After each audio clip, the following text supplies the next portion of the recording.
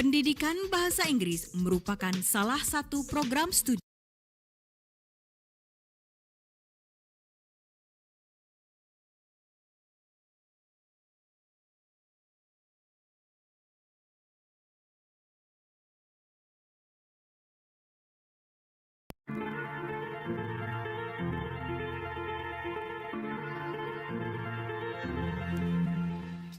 Pendidikan Bahasa Inggris merupakan salah satu program studi di Fakultas Keguruan dan Ilmu Pendidikan Universitas Sriwijaya, sebuah universitas negeri di Sumatera Selatan, Indonesia.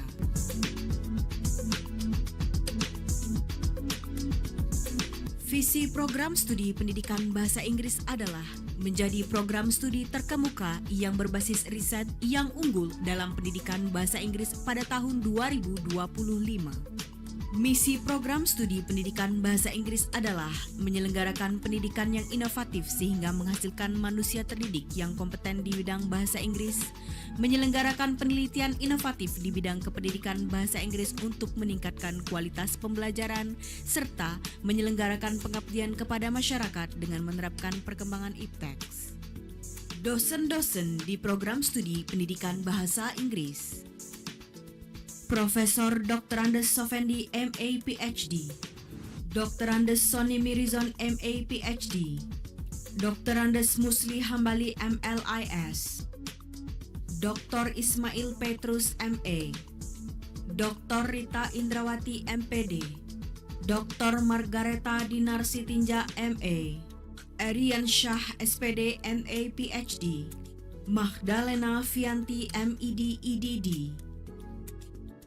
Sari Silviani, MA PhD, Amrullah, MED, PhD, Dr. Randa Zuraida, MPD, Dr. Randa Rita Hayati, MA, Ida Rosmalina, SPD, MPD, Erlina, MPD, MED, Hariswan Putrajaya, SPD, MPD, Fifty Nova, SS, MPD, Dedi Kurniawan, SPD, MPD, Lingga Agustina Suganda, SPD, MPD, Hesti Wahyuni Anggraini, SPD, MPD, Al Henry Wijaya, SPD, MPD, Nova Lingga Pitaloka, SPD, MPD, Dwi Maharani, SPD, MPD, Dimroh Ihsan, MA PhD, Huzaimah Dedim, MLS, EDD, Dr. Andes Bambang Apriyadi Loneto, MA PhD.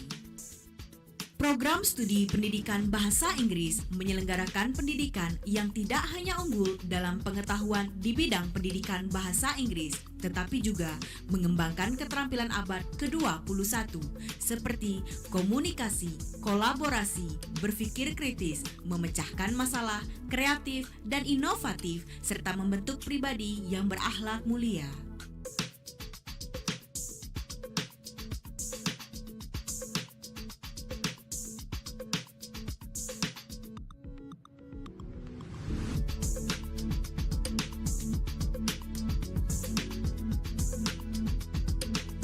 Program studi pendidikan bahasa Inggris juga terus meningkatkan kualitas dan kuantitas dalam bidang penelitian.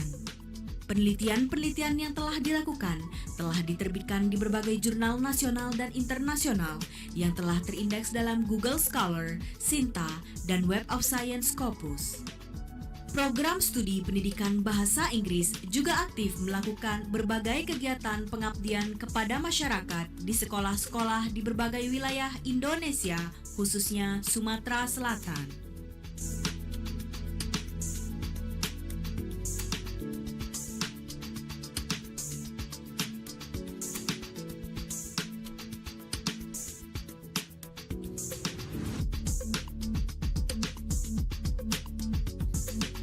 Program studi pendidikan bahasa Inggris juga aktif melakukan kolaborasi internasional dan nasional dengan berbagai institusi untuk terus meningkatkan kualitasnya.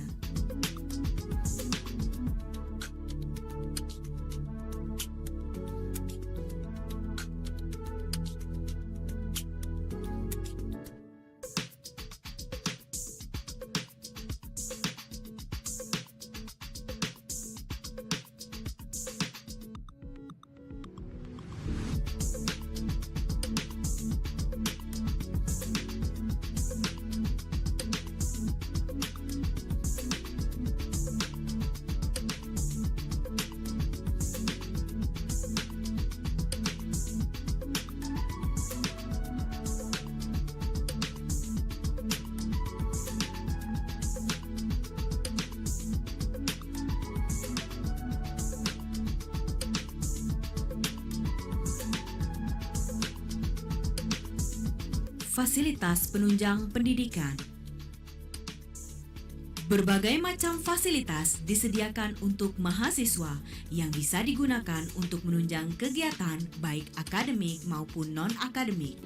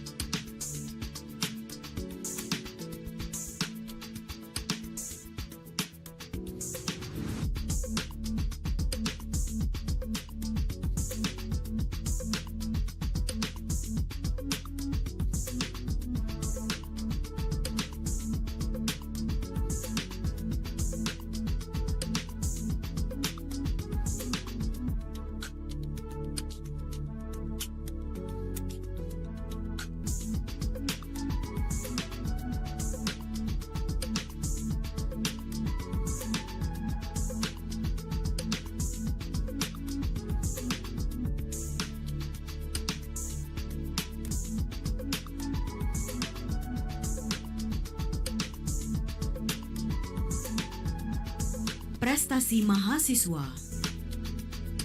Mahasiswa program studi pendidikan bahasa Inggris aktif mengikuti lomba dan kegiatan di tingkat lokal, nasional, dan internasional.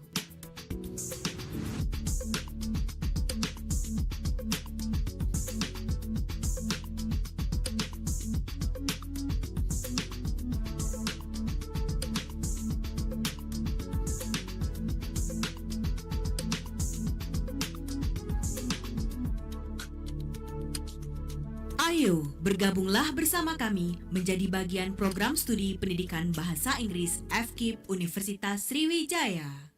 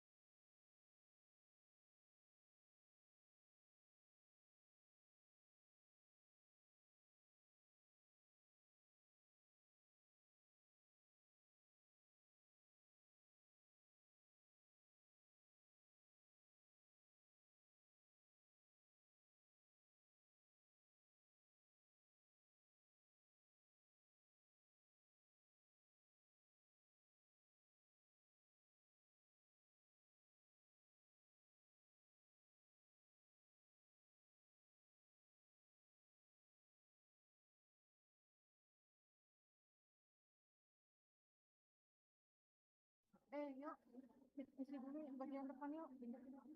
Yuk, yuk.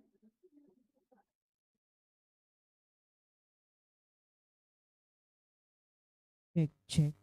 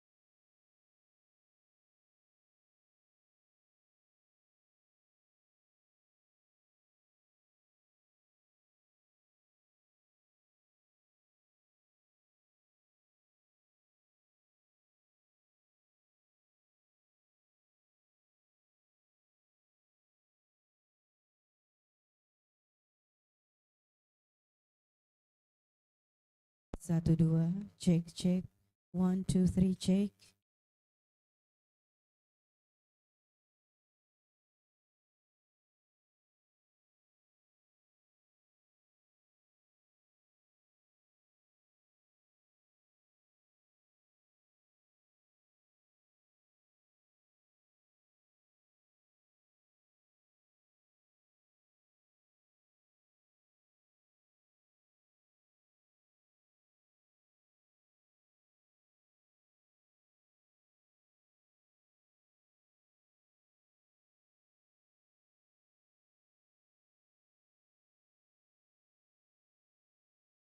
Cek cek, satu dua, cek cek cek, satu dua, cek cek, satu cek cek.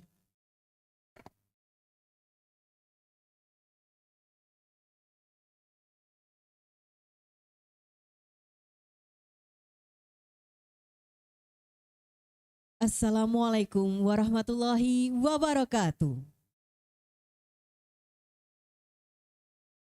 Good morning, ladies and gentlemen. The Honorable Director of Universitas Sriwijaya, Profesor Dr. Taufik Marwah, HC SMI.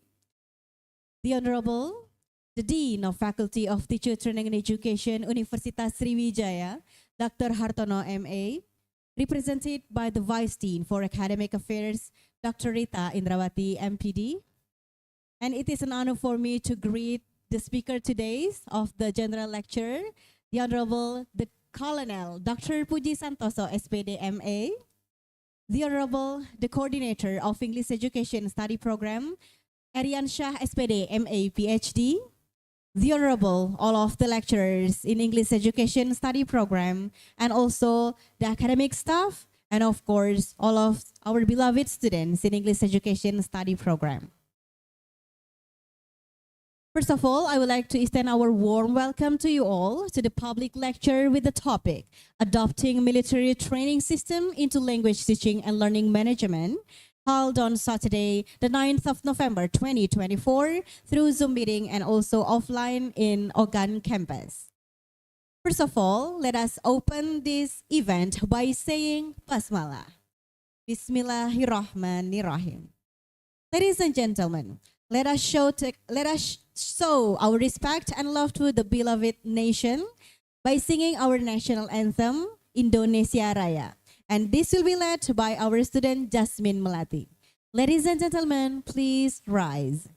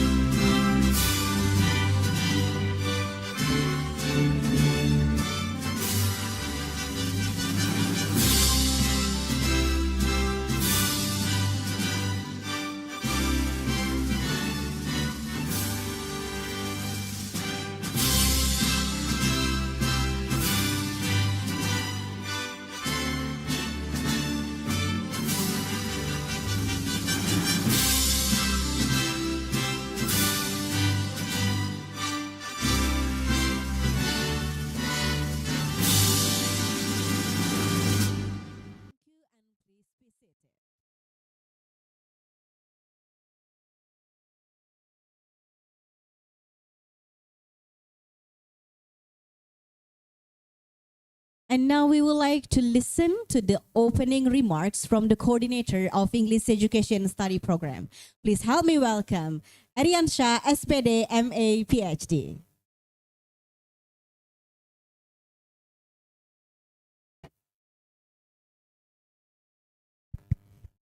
Bismillahirrahmanirrahim. Assalamualaikum warahmatullahi wabarakatuh. Alhamdulillahirabbil alamin wassalatu wassalamu alal asrofil anbiya'i wal mursalin wa ala alihi washabihi ajmain. Amma ba'du. First of all, let's thanks to Allah Subhanahu wa taala because of his blessing and mercy. We are all here together to attend the public lecture with the theme and adopting military training system into language teaching and learning management that will be held by Colonel Puji Santoso. Salawat dan salam please come upon to our Prophet Nabi Muhammad SAW together with his families, friends, and followers, including all of us. And inshallah we all will get his syafaat in Yaumil Akhir. Amin ya rabbal alamin. Today, we have public lecture, and this public lecture is the third public lecture that we have this year. So every year, our study program holds 3 public lectures, and one of them is that we are inviting the speaker to come offline. And today, we have Colonel Puji Santoso, SPD MA, as our speaker. The Honorable Rector of Sriwijaya University, Professor Dr. Taufik Marwah, MSI. The Honorable our Dean, Dr. Hartono MA, who is here represented by our Vice Dean for Academic Affairs, Dr. Rita Indrawati, MPD. The Honorable our senior lecturers, Professor Huzaima Dahlan Dim, MLS EDD. Also, Professor Dimro Isan, PhD. The Honorable, all the lecturers of our study program. Here we have Bu Rita Hayati, Bu Zuraida, Pak Ismail Petrus, Pak Hariswan, Bu Fitinova, Bu Esti, Pak Al Henry, together with Bu Saprina, Bu Endang, and the rest. And all our beloved students who are from different batches who are coming here. So in this public lecture, basically I would like to highlight 2 points. As you know, the one sitting in front of you here, he is Colonel Puji Santoso, SPD MA. He is one of our graduates. So give applause to him.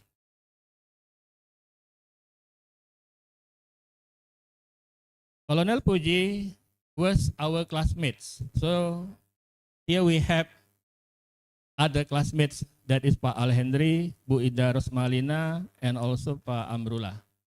So we all were from the same batch in 1989. So welcome back to here. And what you can see here is that studying at English study program, you can be anything you want as your profession, as your career. So as you can see, our graduate is a Navy officer. And I think there are the other 2. We have Marini and Yulin. Yeah, Yulin Monaco. The 2 ladies are also Navy officers at the Diklat Kemhan. So it is not only to be a teacher that you are intended to be. If you want, you can be others. There is also one of my friends graduated from English study program from Jambi University. He's a diplomat. So he's working for our foreign affairs.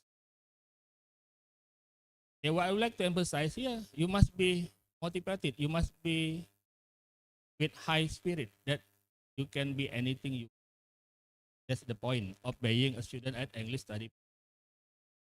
The second point that I would like to highlight here that we have the title today.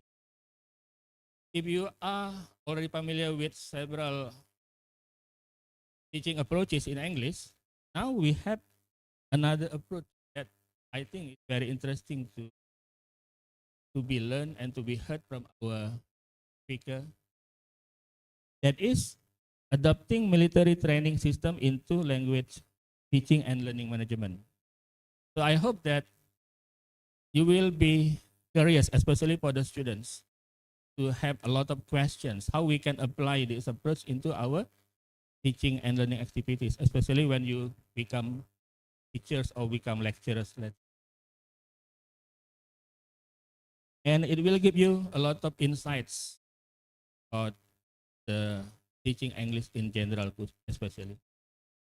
Okay, I think that's the 2 points that I would like to hear, and I would like to welcome to our speaker, Colonel Puji Santoso, PD AS speaker.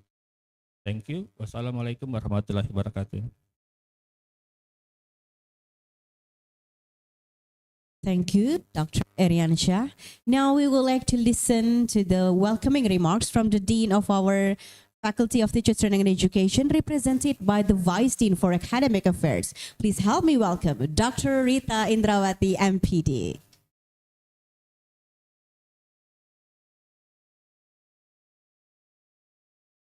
Thank you. Bismillahirrahmanirrahim. So I would like everybody to say pretty when I read the pantun for you. We have to start with pantun, not because of it is for Melayu, but it is because our culture. So we have to start with that one, and not because I am the lecturer of literature in ELT, not because of that.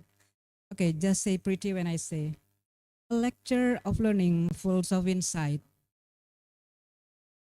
Military system with teaching insight. Bringing new method to the classroom today, opening mind in thoughtful way. Thank you. So yeah, I just to connect English learning and also the military training, military one, which one? Military training system. Okay, so the Honorable Directors of Sriwijaya, Professor Dr. Taufik Marwah, SAMSE, the Honorable the Deans of Faculty of Teacher Training and Education, Dr. Hartono MA. So sorry that Dr. Hartono cannot be here with us because he's still on the way from Sriwijaya University to Palembang, because we have to do the benchmarking with that university because of PTNBH also. And also the other Vice Dean, Administration Vice Dean, Ibu Nyimas Aisyah, PhD, the students or the third Vice Dean, Dr. Ismet, MSE. I'm so sorry also to say that they cannot be here because we also have another meeting with the rector. So after this opening, I would like to go out from this by listening or by hearing from the Zoom, because I think it is very interesting system and interesting topic also for us, and it is the first. It is good novelty, I think. So it can be a good idea for you to do your research, for those who have been semester 5 now or semester 7. So I would like to say my gratitude to the head of language education and art department, Professor Soni Mirizon. He was with me in the hotel because we have a meeting with the lecturers, and also Ibu Mahdala Nafianti still over there because we still have a meeting with the teachers as become our mitra actually. And I would like to say my gratitude to the head of the coordinator of English study program, Bapak Eriansyah, MA PhD. I would like also to send my gratitude to our lecturers here, my beloved Professor, Prof. Dim, and Prof. Isan, yeah, as our parents here, and also my other senior lecturers like Ibu Rita Hayati, Ibu Suraida, and the lecturers, the young lecturers, yeah, that I cannot mention one by one. As we have listened to Pak Eriansyah that there are some other alumni from the same class. So I was the lecturer over there at the time, right? I'm the lecturer of them. So how old I am actually? But I don't think because of the age, but I think we terlalu jauh lah ya usia kita ya. Because at the time I'm still 24 as the lecturers ya. Lulus S1 langsung jadi dosen karena dibutuhkan saat itu masih sedikit dosen ya.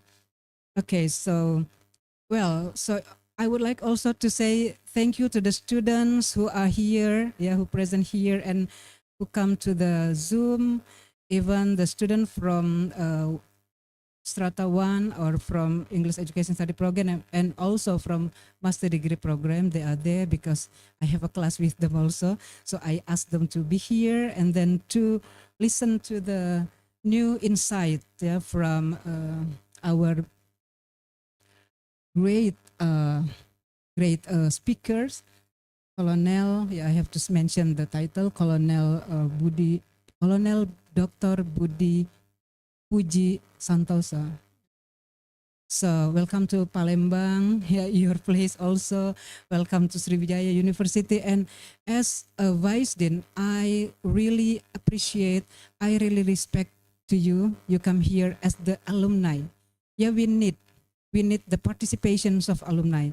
Since we are now, since the 14th of August 2024, our university become a PTNBH, so we can do we can implement all the things, all the academic methods and non-academic method not without the campur tangan the government, but we can do it independently.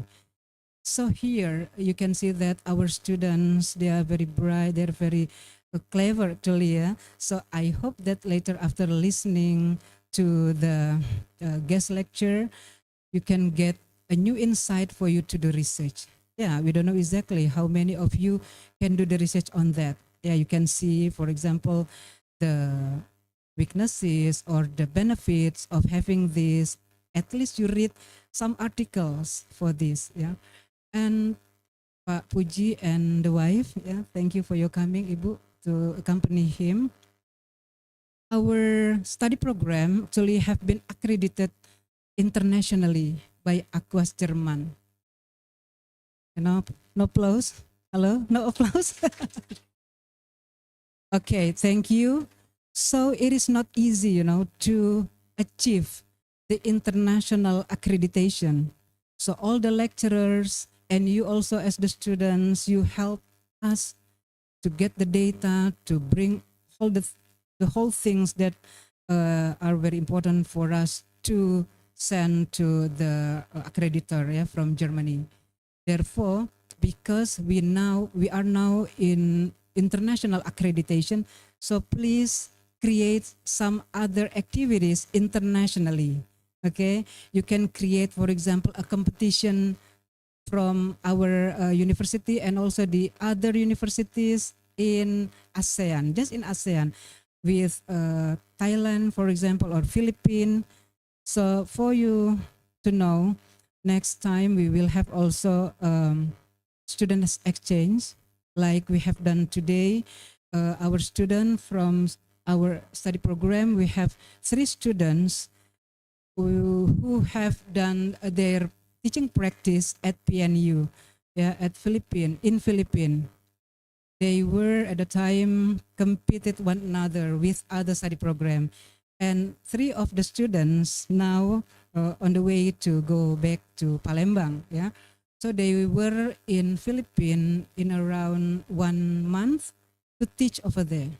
So next time in the future you will have the opportunity to do that, to do the teaching. So perhaps later you can go to there and then bring the military system in teaching English. Yeah, who knows? So you can introduce that one and you can say that it is from our alumni, from our alumni. Well, I think that's all for the greeting from me. So by saying Bismillahirrahmanirrahim, I open the general lecture with title Adapting. Yeah, we are going to adapting military system, training system into language teaching and learning management officially. Thank you very much. Assalamualaikum warahmatullahi wabarakatuh. Thank you so much, Dr. Rita Indrawati, for opening this event officially. Now let us take a moment to bow our head and raise our hands for a prayer. And this prayer will be led by our beloved student. Please welcome Yardan Alzaman.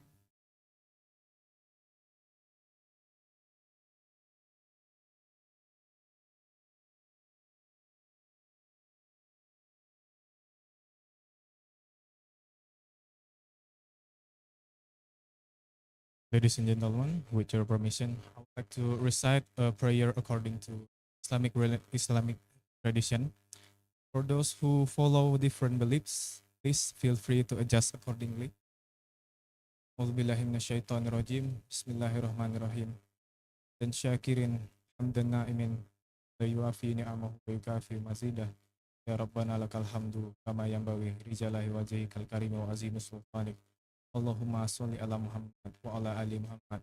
Allahumma inna as'aluka salamatan fid din wad dunya wal akhirah wa afiatan fil jasad wa ziyadatan fil barakatan rizki wa taubatan qoblal maut wa rahmatan indal maut wa maghfiratan ba'dal maut. Allahumma hawin alaina fi sakarat wa najata minan nar wal afwa indal hisab. In the name of Allah, the most compassionate, the most merciful. O Allah, we ask for your mercy, guidance and blessing upon us. We humbly seek your permission in favor in all that we do. Grant that the knowledge we gain today in this seminar may be beneficial and a source of blessing for us. O Allah, forgive our sin, guide us on the straight path, and fill our hearts with wisdom and understanding. May this gathering be a means of goodness for us all. Rabbana zalamna anfusana wa illam taghfir lana wa tarhamna lanakunanna minal khasirin. Rabbana atina fid dunya hasanah wa fil akhirati hasanah wa qina adzabannar. Subhana rabbika rabbil izzati amma yasifun.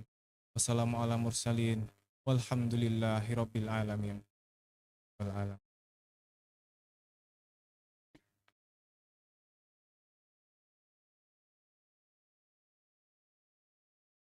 Ladies and gentlemen, before we go to the main program of today's event, we would like to present a token of appreciation for our speaker.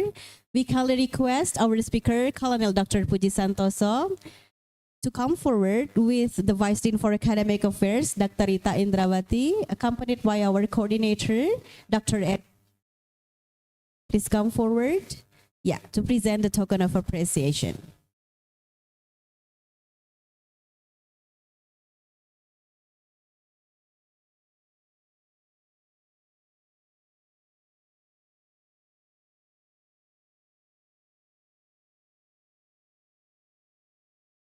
This is the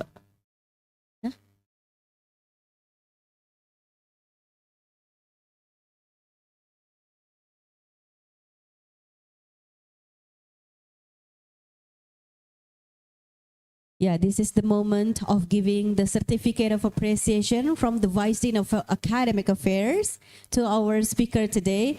And right after this, we kindly invite all of the lecturers here to join us in the stage for a group photo session. Please. The first photo session, we kindly request all of the lecturers to join us here for a brief photo session. And right after this first photo session, we also would like to invite all of the students. For the first session, please come forward, all of the lecturers of English Education Study Program.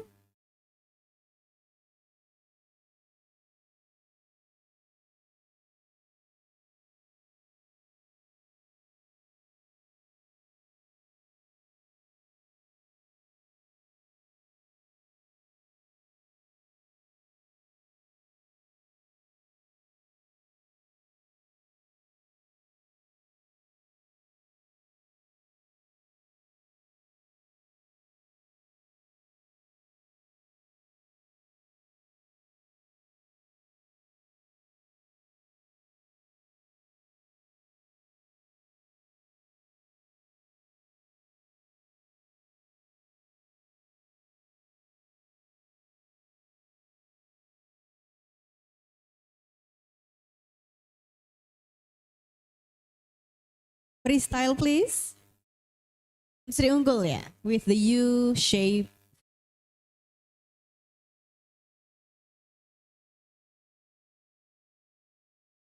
One more style.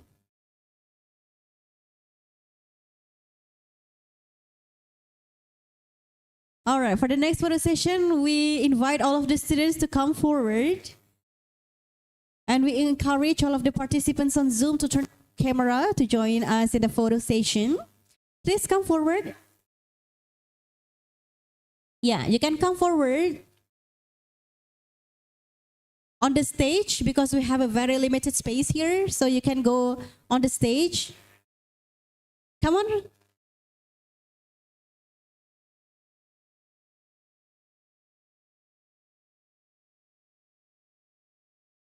Yeah, please come on the stage. We have very limited space here. And also we encourage all of the participants on Zoom to turn on camera for joining the photo session.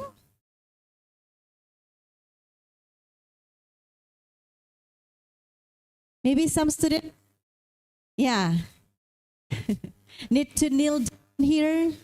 Please kneel down. Some students, maybe boys, you can kneel down.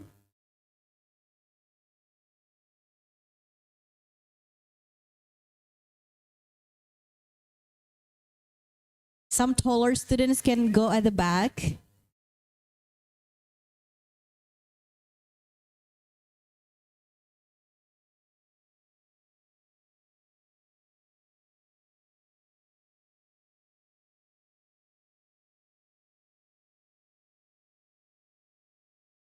Unsri Unggul with U-shaped fingers.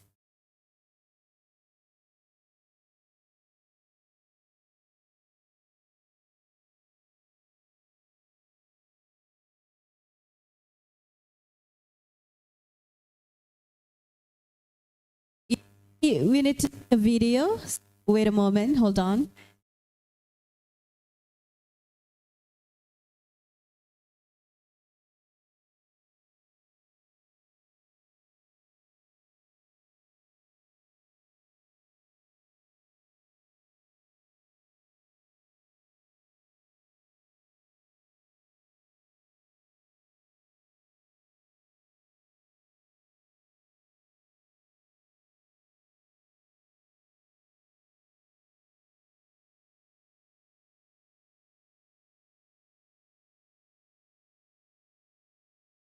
Bapak, Ibu, dan teman-teman, kalau saya bilang hidup Raja Wali Siswa, jawabnya hidup aja gitu ya. Ya, hidup.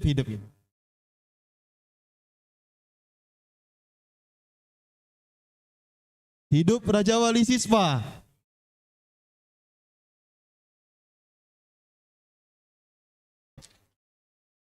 All right, thank you so much. You're excused to return back to your seats.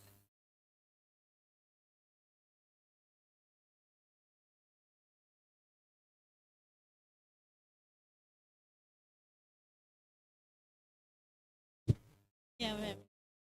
Pelambang sini. Oh.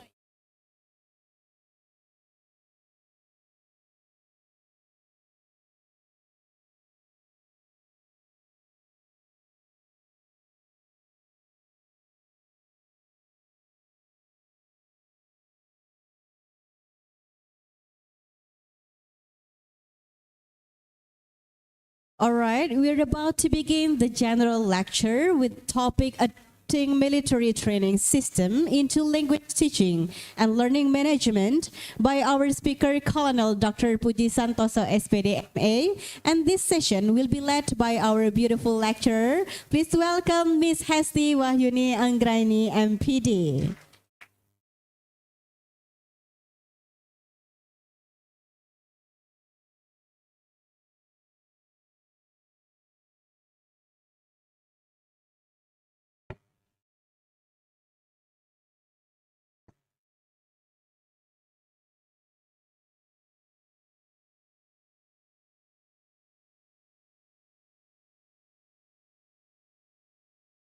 Okay, thank you Bu Nova. Okay, well, Assalamualaikum warahmatullahi wabarakatuh. Good morning, all. And now we are in the main agenda of today's general lecture. I'm Hesti Wahyuni Anggraini. I'll be serving as your moderator in our today's activity entitled Adopting Military Training System in Language and Learning Management with our remarkable speaker, Colonel Dr. Puji Santoso, SPD MA. But before that, I'd like to take a few time since I'd like to read biographical statement of our speaker. Our speaker completed his doctorate degree from Universitas Negeri Jakarta in 2024, majoring in education management. So I'd like to congratulate you, sir, for your highest achievement. And he finished his master's degree in applied linguistics from the University of Melbourne, Australia in 2010. Actually, he was our alumni in our faculty in 1995. Yeah, actually there are numerous achievements I'd like to inform.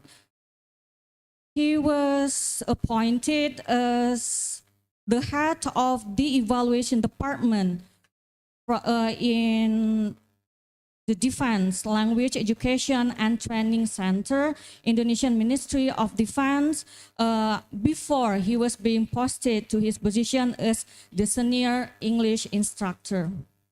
He was traveled to many countries to join several education and courses. Two of them were Netherlands and Australia.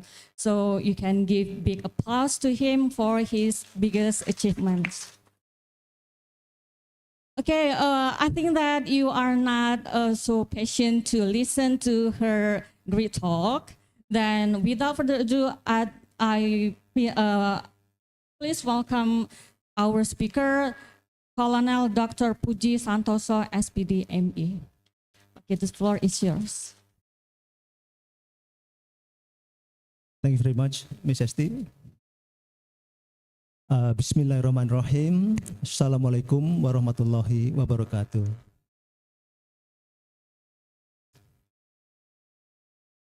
Actually, I would like to, I have pantun, but it's already read by Miss Rita Indrawati, so exactly the same.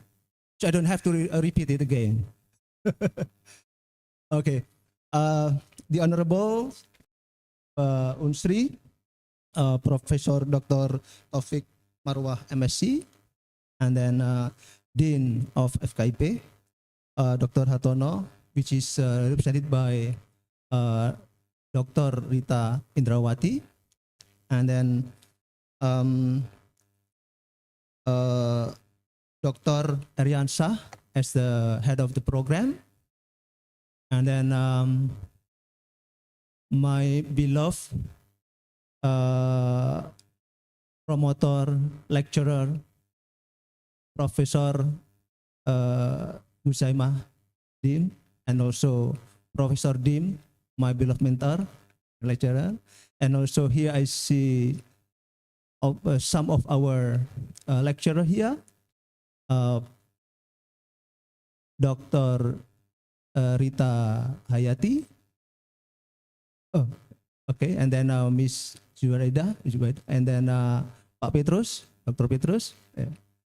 They are my lecturer, and it is an honor for me to be here among you. Yeah, my beloved junior. Yeah, I can say junior. Yeah.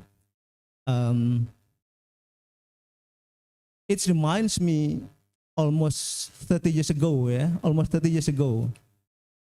when I was here, a student like you. Yeah.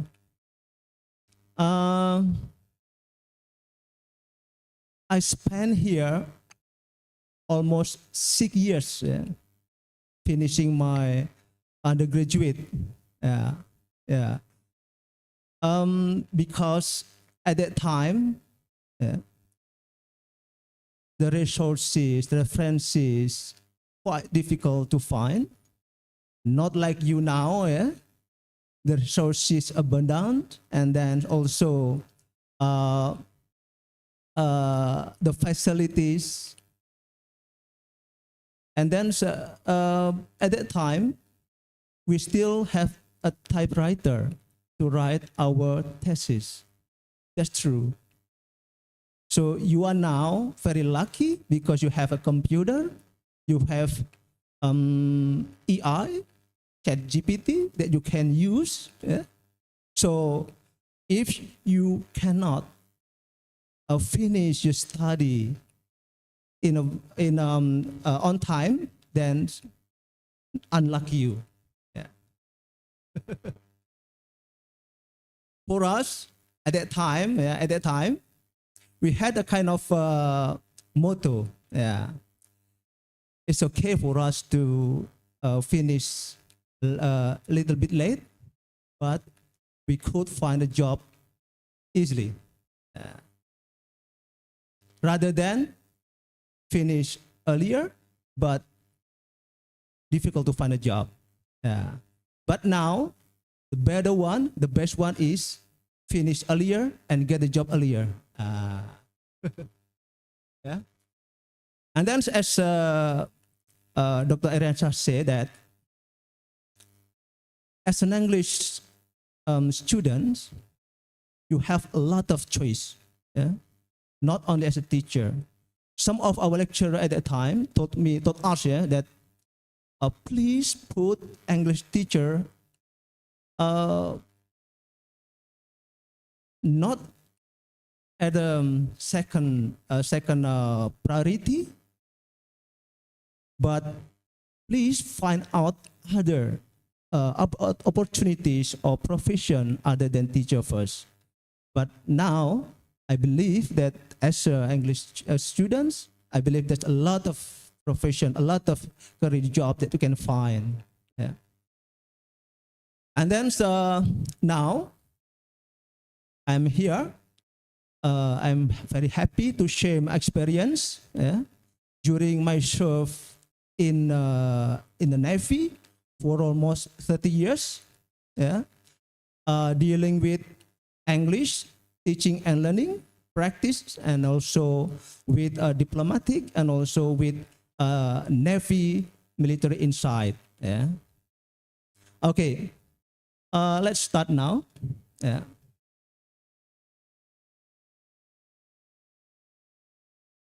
Yeah. Okay, start from agenda. Yeah. Start from agenda.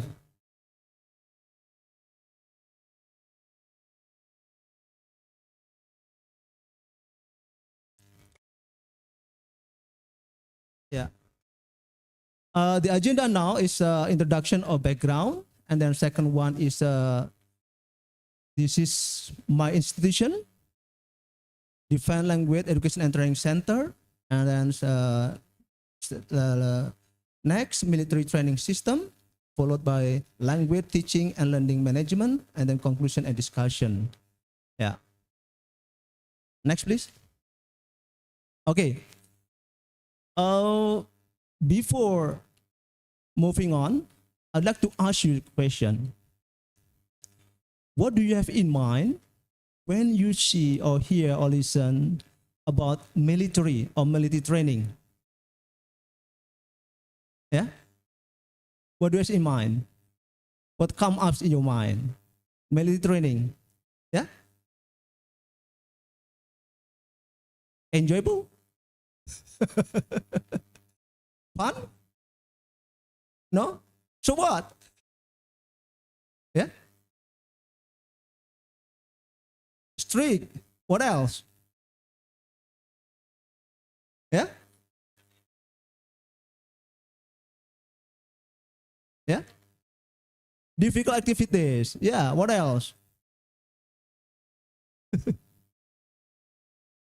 It is unpressure, less pressure, or High pressure. Okay. So let's have a look. Lanjut. Next, please. Yeah. We have a military training here. Yeah. Which is very disciplined. And next, what else? Next, please. Yeah. Tough. Yeah. Very tough. Even harsh. Yeah. Next, please. And then what else? Boring. Yeah. Is that true? Boring? Yeah. And the last one is very, very demanding. Yeah. And then so we come to the nature of language teaching and learning, what it is about. What do you think should be? Enjoyable. And then? Fun. And then? Yeah. Less pressure, less demanding. Now, so how we can manipulate, or how we can integrate the system of military training, which is what? Full of discipline, and then very tough, even come to harsh, and then boring and demanding, into language teaching that in nature it is enjoyable or fun, yeah, in a relaxed setting, and then less pressure. So how can we manage it? Yeah. Okay. Let's move on. This is the background. Next, please. Yeah. Yeah. And then some experts say that learning foreign language takes time and process. Is that true? Yeah. From Collier, Cummins, and Michel, Destino, and et al. and others mentioned that it takes more than 10 years to be very proficient in second language. Yeah. And then the second one, from Erickson, yeah, to achieve expertise in a second and foreign language, it takes around 10,000 hours. Yeah. While in military, time is very, very crucial. We have here for general English only 4 months in one level, and then 3 or 5 months for English for specific purposes, and then 5 months for foreign languages, and then 3 to 6 months for Indonesian. So we condense, yeah, from the long durations into a very short time. How? And then second one, the age. Yeah, the age. According to Crystal and in Ashakalia, this is a pro and con actually, still, that children or the younger the students of foreign language are easier to acquire any kind of language. So the other way around, for older people, for mature people, more challenging. And then also from Chomsky, this is very, very, very popular, about LAD, language acquisition device. So children were born already have what we call language acquisition device. So easier for the children to absorb everything and pronounce and speak out just as the native speaker. But again, in military training, most of the students, the age at least 30 years old. This is the problem again. So how can we manipulate a mature student to acquire as fast as possible foreign languages? This is we are going to discuss. Next, please. Yeah. Next, please. Yeah. Udah. Okay. Language schools or training in military institutions. What for? Nah, untuk apa ini? What for? Or what's the function of the roles of language in military? Yeah. Okay, let's have a look now. Number one, intelligence gathering and analysis. Yeah. Okay, let's have a look. When United States invade Iraq at that time, it takes a long time before the D-Day. Yeah, before the D-Day, at least 6 years or 10 years of planning. We call it DIEM, or not Prof. DIEM, yeah? DIEM. Exactly the same, sure. DIEM, yeah. Diplomacy, intelligence, economic, and military. So, far before the D-Day, first come to diplomacy. If diplomacy doesn't work, then come to intelligence. This is the role of language here. So when one country want to invade other countries, they have to really know first what? The culture, the system, the government system, and everything. How to know this? By mastering the language where the country will be invaded. Yeah? This is very crucial. And then after that, it doesn't still work, come to economic sanction. But before that, intelligence already spread out all over the country. And then it doesn't work again, military. It's easier for military to conquer a country if what? Diplomacy, intelligence, and economic already being conquered by one country. Military just follow. Okay, this is the system. Why intelligence is very important in a country, and also the role of language in intelligence field. Number two, enhancing diplomacy and coalition building.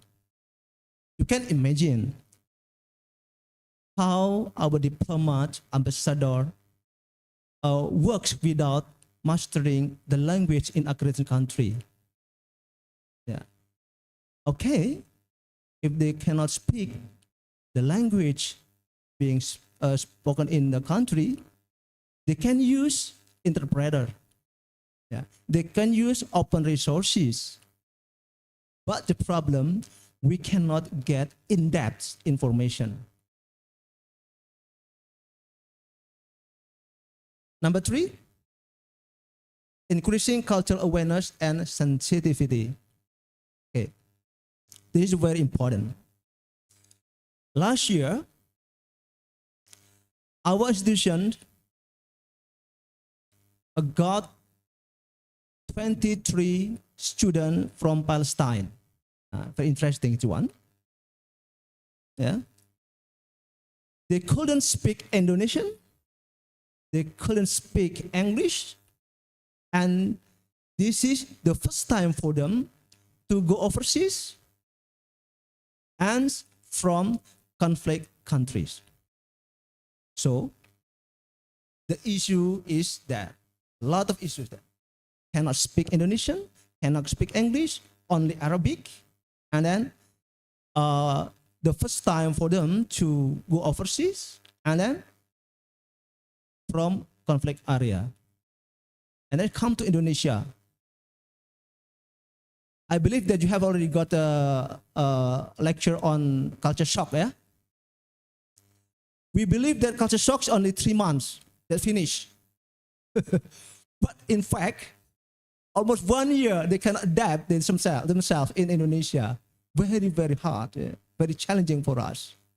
That's because in cultural awareness, very, very different, the culture. And then have number 4, effective communication with local populations. Okay. We deploy our military personnel to UN mission every year, almost 3,000 every year. Yeah. And then they have to speak. They have to be able to speak practically. They have to be able to speak the local language. Yeah. So, how can we achieve or complete the mission without having a good competency in local language? Yeah. Next we have is efficient humanitarian assistance and disaster relief. Yeah. Some countries send their military personnel to assist disaster relief to other countries. Yeah. And it takes a lot of effort, especially for the destination countries' language. The last one is building trust and rapports. Okay. For you, I believe that Barack Obama at that time come to Universitas Indonesia. Yeah, I'm not sure you watch the video of his speech or not. It's very, very awesome. Why? Because he used several Indonesian languages. Yeah, several Indonesian languages. For example, some phrases such as bakso, bakso, and then everything is in Indonesian. And this is what we call smart diplomacy using language. So, if someone else, people from other countries speak our language, how do you feel? Yeah? How do you feel? Yeah, we proud and we trust him. We trust him. So this is building trust and rapport. Because he can speak Indonesian, for example. Okay, next please. Okay. Now, we have a model. Yeah? Our institute have a model.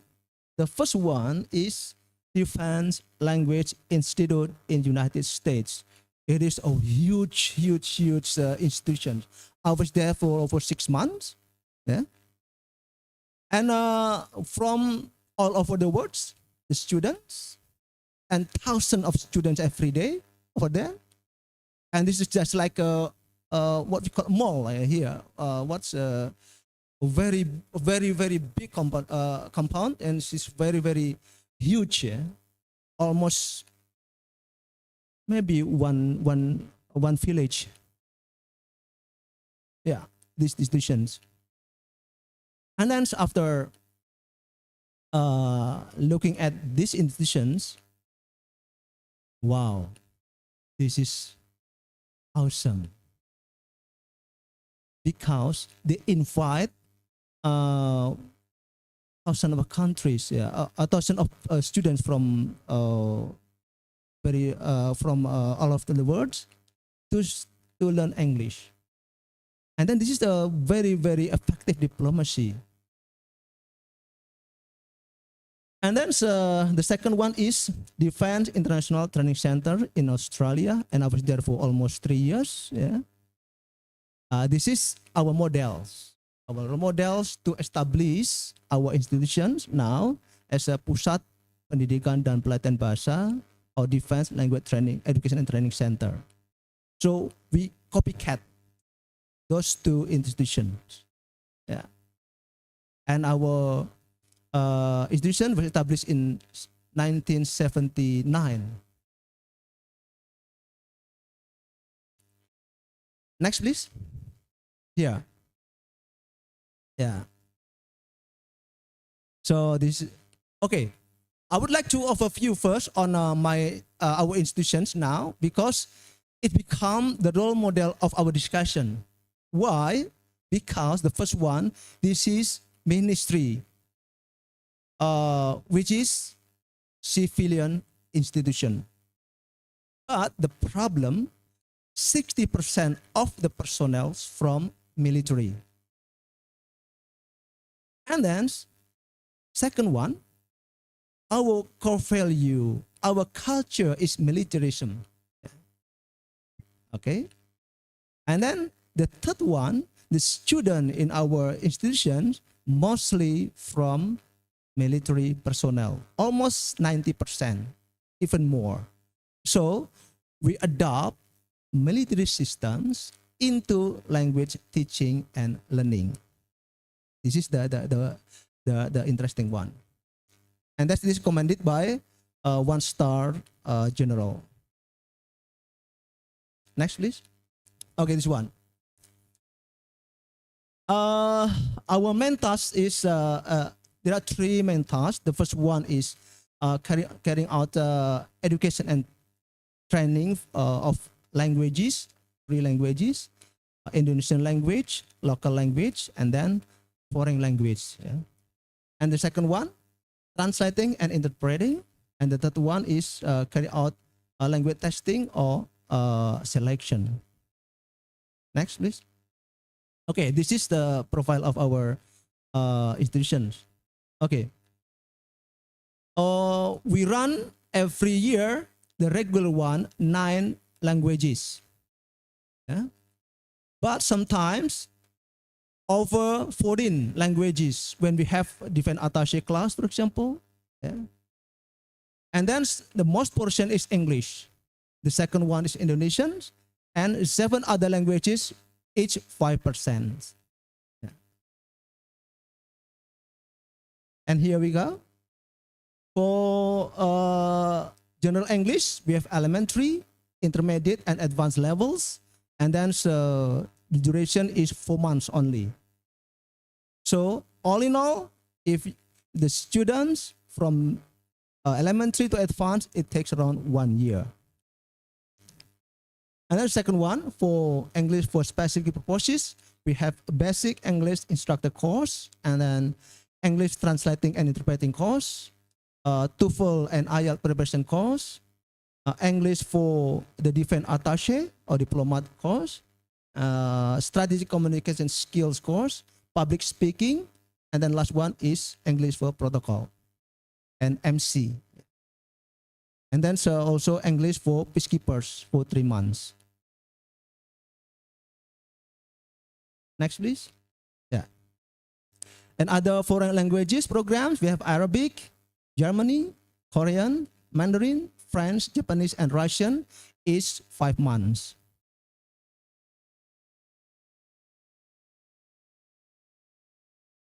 And then for Indonesian language program, we have 6 from National Resilience Institutions, Olam until Advanced Officers course here. Okay, the cooperations, international and domestic, we have lots. Yeah. Next, please. This is our native speakers. So almost every language has its native speaker. Yeah.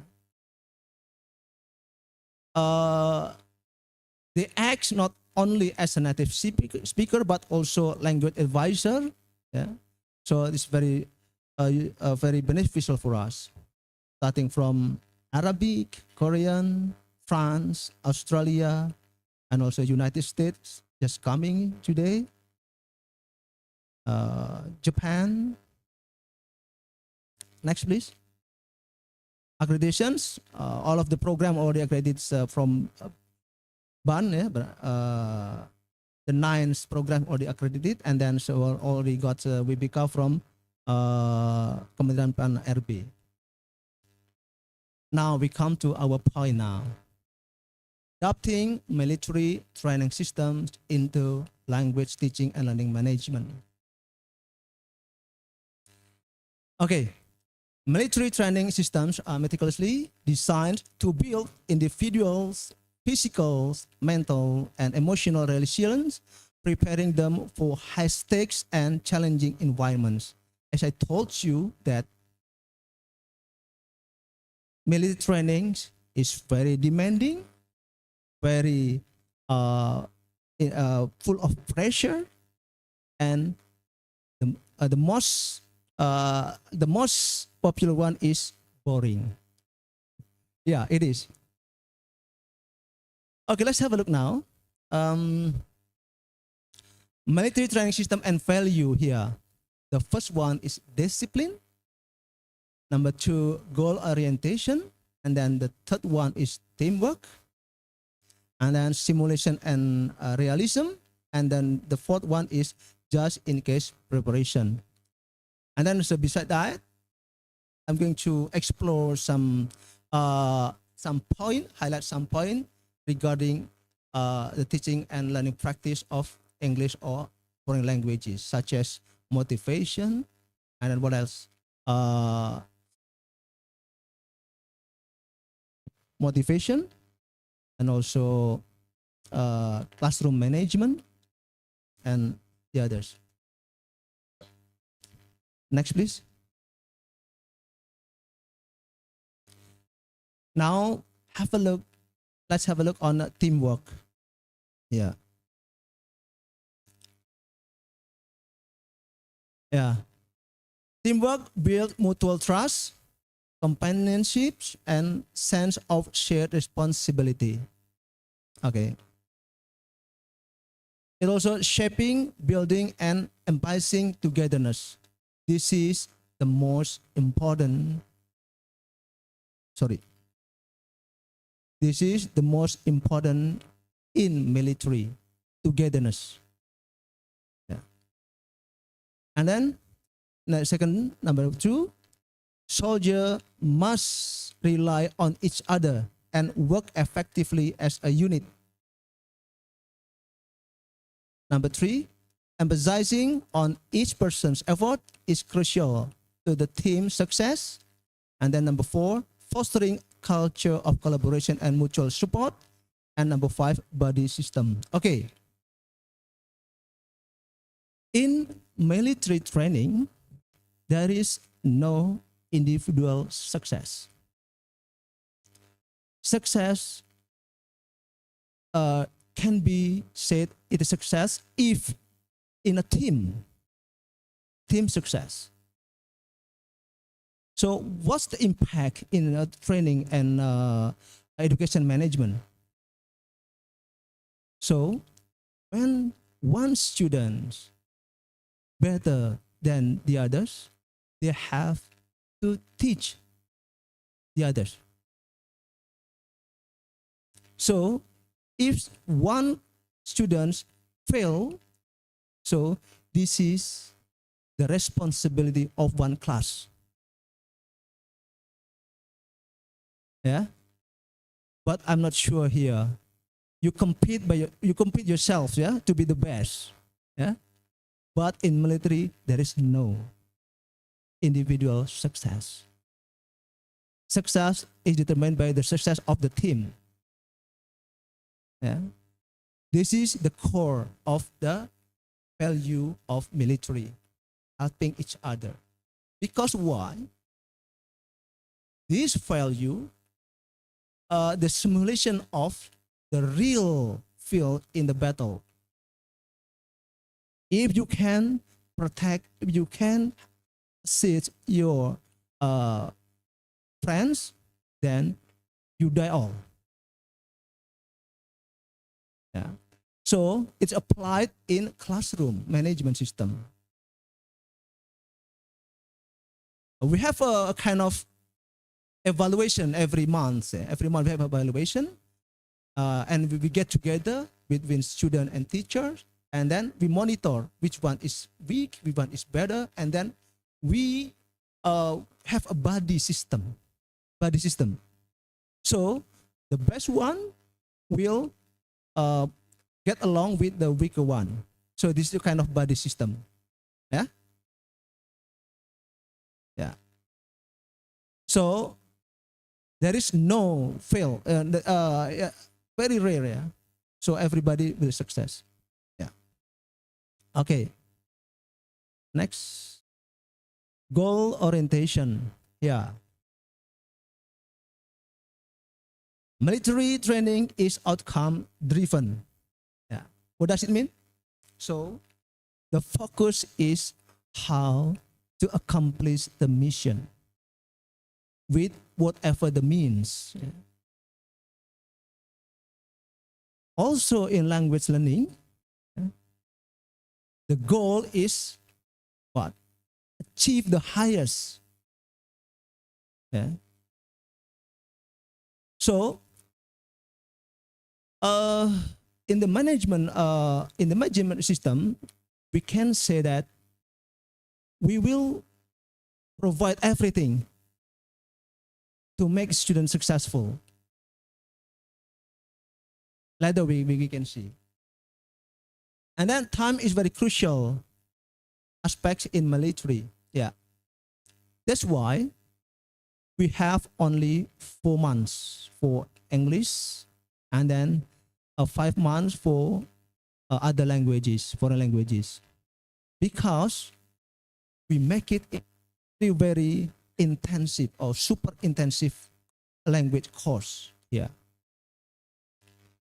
We will have a look later how we can manage our classroom, and then optimizing our resources to achieve goals. As I told you, with all means, with resources, we are going to make the students successful, accomplish the mission. Soldiers are trained to view tasks through the lens of mission completions. Yeah, mentioned. Next, please. Discipline. I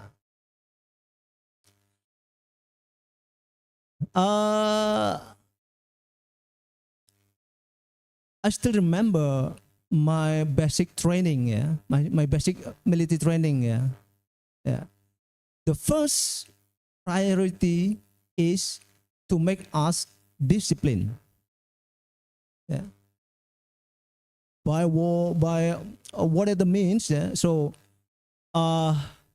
it becomes our habits, discipline, and it turns from civilian life into military life. Make us disciplined. Fostering obedience, and then adherence to rules and protocols, strict schedules and punctuality, clear routines and stringent rules. So my question now, which one is less challenging, teaching military personnel or teaching students like you? Which one is less challenging? Do you think teaching military personnel is challenging? Why? I believe that if I teach you, I give up. Because I'm accustomed to teaching in the military system, so everything is in order, everything is on schedule, everything is very tight, everything is systems already runs. Yeah, so much easier for the teacher to handle because everything is by system. Yeah. So that's why this issue pantesan aja nah itu. Yeah. Okay. Next, please. Just in case preparation. Okay. Military training is designed to deal with the urgent and emergency situation, anticipate potential threats, situations, or crises that may not be immediately foreseeable but possible. And then the last one, military training is a simulation of a battle or war. So, if someone asks from, let's say, from Menpan RB, what's the task of main task of military? Only training, practicing. No war. This is the point. We prepare the military personnel for just in case preparation. Anytime there's a threat, anytime will be deployed. That's why training. Kerjanya apa aja sih? That's the point. Yeah? So the same as language training, language training. We prepare them for deploying for other countries for various deployment, such as for UN mission. As I told you, it is around 3,000 every year. And then second one for a diplomat, for defense attaché or staff over there. And the third one for training and education overseas. Thousands of military personnel every year being sent to university overseas. And then the last one is for like meeting or seminar or visit and so on. Next, please. Simulation and realism. Okay. So in military training, everything is designed from the real situation in battlefield. Everything is designed in a real situation of battlefield. Also in language. We create ecosystem that supports students to practice anytime, anywhere. So we start our class. What do you think? If you have English course or whatever, what time you start your class? For university, I believe this depends on the schedule. But English course, for example, we start our class at 5 o'clock in the morning. We have exercise first, exercise, warming up, exercise. And then after having praying and breakfast, we start our morning roll call at 7 o'clock. After that, we come to the classroom until 3 o'clock. And then in the dormitory, they have a lot of work to do. So they really enjoy that one until overslept. Yeah? Why? Because we have to really strict on time. Only 4 months, they have to be able to achieve highest level of language. Yeah. So starting from 5 o'clock, they already practice using English, using language that they learn. Yeah. Starting from exercise, starting from morning roll call. After morning roll call, they have a brief every class, which is led by one student, and then every day they take turn as the leader. So they have a brief, a 15 minutes brief, 30 minutes to 15 to 30 minutes brief using their languages. And then after that, come to the classroom. You can imagine, yeah? Not only students, but also the teacher. Wow. Okay. Now we come to, what time should? We can have a break if you plan. Language teaching and learning management, yeah, education and training components. I'd like to start from planning, organizing, and then what's work, yeah, actuating and evaluating. But this is more practical, yeah. Start from education and training components. Number one, students, curriculum, teachers, teaching materials, methodology, facilities, and classroom management. Let's have a look now, one by one. Students. As I told you, it's mature, 30 years old, and then mixed rank, age, and education background. There's military and civilians, but mostly military, 90% of them military personnel, and then have a buddy system.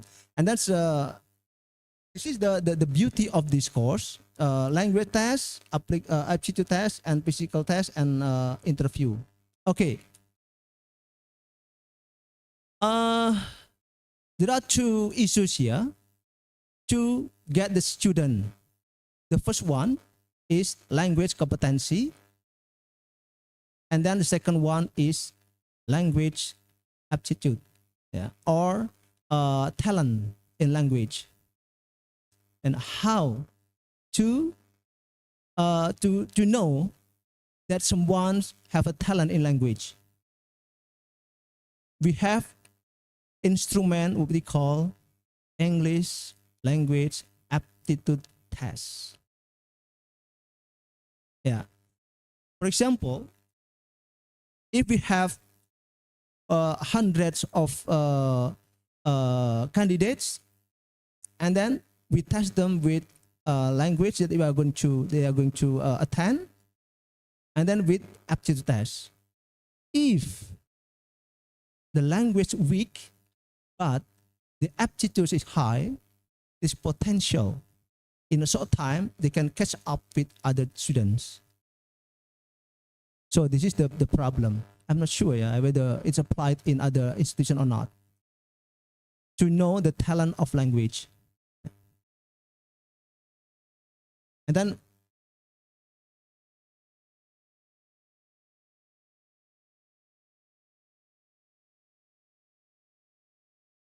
let's continue or have a break. It's okay, continue until finish, and then before having discussion we have a break. Okay, curriculum. So the curriculum adopted from the LI and the ITC, focus on language usage practices, and then design based on students' need, our curriculum. And teachers here, the profile, military and civilians, they are professional. So we have around, for English only, we have around 40 teachers there, and at least all of them have got overseas training. So we have a kind of stepping stone here.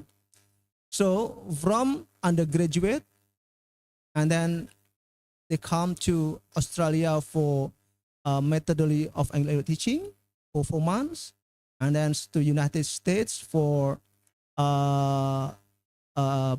basic English teachers course for 6 months, and then they can teach in our institution, and then move on into intermediate level. They have to teach English teaching development course in Australia or advanced course in United States. And for ESP, they have to have a master degrees overseas.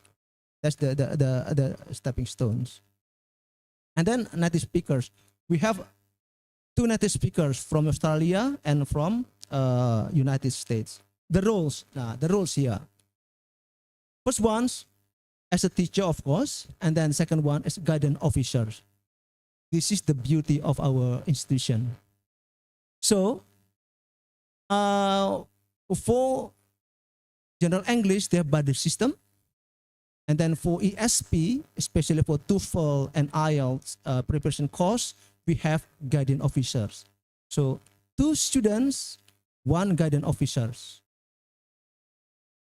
So they're really in touch with those two students. So if they have anything, have problem with academic, as long as not money, they come to guardian officers. Yeah. And the guardian officers are responsible for the students they guide. And then it's a sub-skill system. So we have our own system that one teachers have one skills to teach. Listening only, reading only, speaking. Although in the class, in the practice, it is integrated, but they have responsible one sub-skill. Next, please.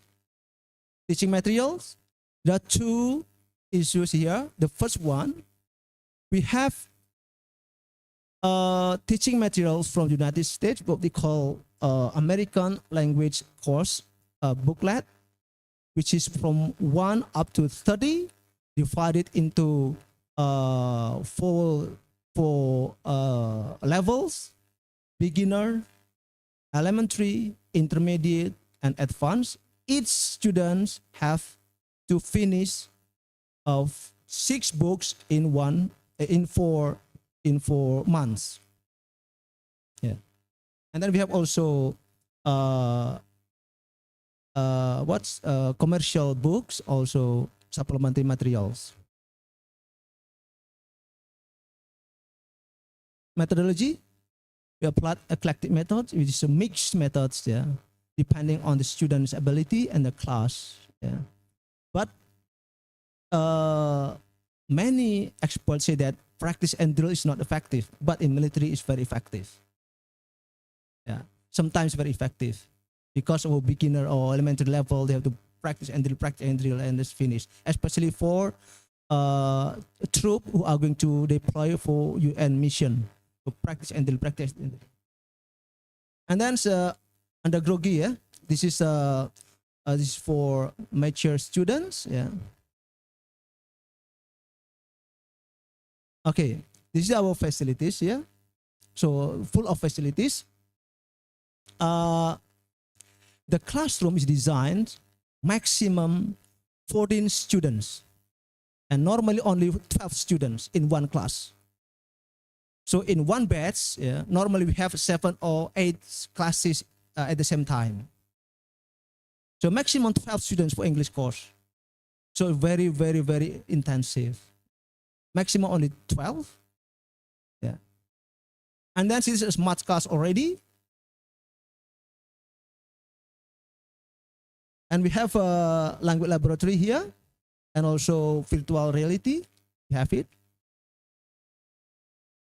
And then it's a common room for students who want to, because the students live in a dormitory, so they have to, we have to make them feel at home. Yeah? So we provide facilities to make students feel at home. Yeah? We have a common room. The common room is for entertainment. Yeah? They can have music there. They can have games there, language games there. And then fitness center. And then here, the learning center or library. Okay, let's have a look on classroom management here. As I told you, maximum of the students, 12 students in one class, and super intensive. This is the core of this class management, yeah, super intensive system. So start from 5 o'clock and then finish at 3 o'clock. But after working hours, they have a lot of work to do. Still have a homework or assignments from the teachers. And then a smart class, yeah, everything is integrated already. And then physical fitness training. So in military, physical fitness is on top of everything. So we have to be able to provide students with physical fitness instruments. This one. Students' motivation. I'm not sure this intrinsic or extrinsic, I'm not sure, but students come to Budaya Bahasa in a very high motivation. Why? Because they know the prospect of mastering foreign language, especially English. Yeah. The second, this is for the career. Yeah. And then, beside that, reward and punishment. The most haunted one is punishment. If they fail, it will affect their career. Maybe delay of the promotion. Yeah. And it affects the whole of the service in military. So this is the motivation. Yeah. Cultural aspect. So we integrate in cultural aspect into teaching and learning process, and then we have a program with cultural orientation, and we have a native speaker, and then study visit. Yeah, before pandemic. Yeah, we send our students to the country where the language they are learning. Yeah, and then we have international day and have a guest speakers. Conclusion. This is the last one. Yeah. Integrating military training systems and disciplines.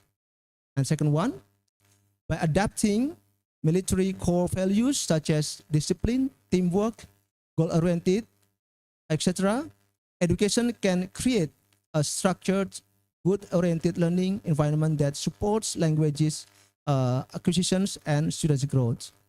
Okay, this one is very important. Some military principles may require modification to suit the education's context. So if you want to apply this one, please adapt in your institution. And then the potentials to improve classroom management and foster supportive learning culture is undeniable. And then final words, monitoring systems, effective. But do you think it's efficient? In question. Thank you very much for your time, and then back to our moderator. Okay, thank you so much. Yeah, such amazing presentation, and also I think that you have new insights. Actually, I have three keywords here. First, discipline. We have career aspiration and language management itself, language program itself. Okay, I think that participants, audiences from here, from this hall, and also from Zoom may have questions. Then you can ask directly your questions to our speaker, and I'm pretty sure that our speaker will be pleased to answer your questions. Okay, yeah, actually, language program has complex way to manage in the classroom, starting from the curriculum itself, and also we have the strategy how to teach English, especially in the military system, and also the assessment. Okay, you have and also you have long experiences how to teach English for them to the soldiers. Yeah, would you please to share your experience how to deal with those terms, those management classroom in your teaching process? Okay, thank you very much. As I told you that teaching in military is much easier, I think, yeah? because everything's run based on system. So if you have your own English course, for example, you can adapt the system, but I'm not sure whether it is efficient or not. Yeah. We applied why it is 12 students or 14 student maximum. Why? Because in military, we have a kind of hierarchy starting from leader, group leader, what we call Komandan Regu, maximum 14. So psychologically, one person can control maximum 14 people. Yeah, that's we apply that one. And then the second one, we have what we call three or four classroom. They have what they call course manager to control all of the teacher and student over there. So with what they call it platoon, yeah, 3 classes, 1 course manager. Platoon commander, maximum 38. Yeah, that we apply that one. And then after that we have manager, which is company commander. It is 4 platoons. So 35 or 36 times 4, it's around 120. One company. To apply this system, so it's really effective. Yeah. And for teaching some training facilities, yeah. You can adapt, yeah. You can integrate it, yeah. Because we provide everything. The keyword is mission accomplished. Or one thing. If you want to take master degree or doctorate degree, you can come to our institutions to have a research. A lot of information, a lot of topic that you can get from our institution. Thank you. Okay, thank you, sir. Actually, we have questions from the Zoom. Yeah, as we know that both in school and military, there is about leadership program. Then would you please sharing your ideas about how could the strong focus on leadership in the military inspire leadership programs for students in school environment? Very good question. Yeah, very good question. I really appreciate it and remind me, because I missed this one. Okay. Leadership in military is a must. Everybody. Yeah. So we applied it in a classroom environment. For example, every class, 12 students have one leader. And then change every week. And within 1 week, he or she has to give brief in morning roll call. 30 minutes using the language that they are learning. Yeah, in morning roll call. So in morning roll call, we have to get together, one class, and then brief, standing up. Brief using language that they are learning. 15 to 30 minutes. And then after that, in military system, yeah, starting from non-commissioned officer, we call it sersan, yeah, sersan or tamtama. They already lead several troops, yeah. For example, as I told you, one group or satu regu, one group, which is led by one group commander, 14 to 16 people. And they experience this one. All of them they experience, from group leaders, platoon leaders, company leaders, brigade leaders, until the end. Yeah, that's a. Okay, thank you so much, sir. Okay, so we have team teaching, right, in to reach the goals. Yeah, that's true. So I invite questions from Zoom meeting also, and also from here, maybe from the lecturers and students. Yeah, maybe Pak Ismail Petrus.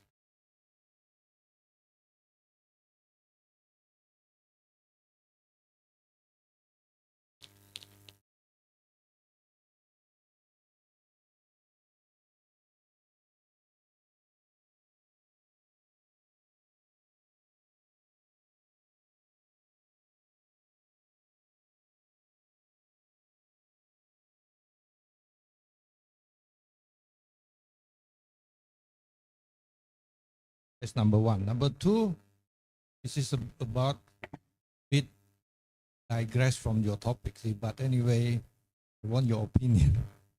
Since our president is Prabowo,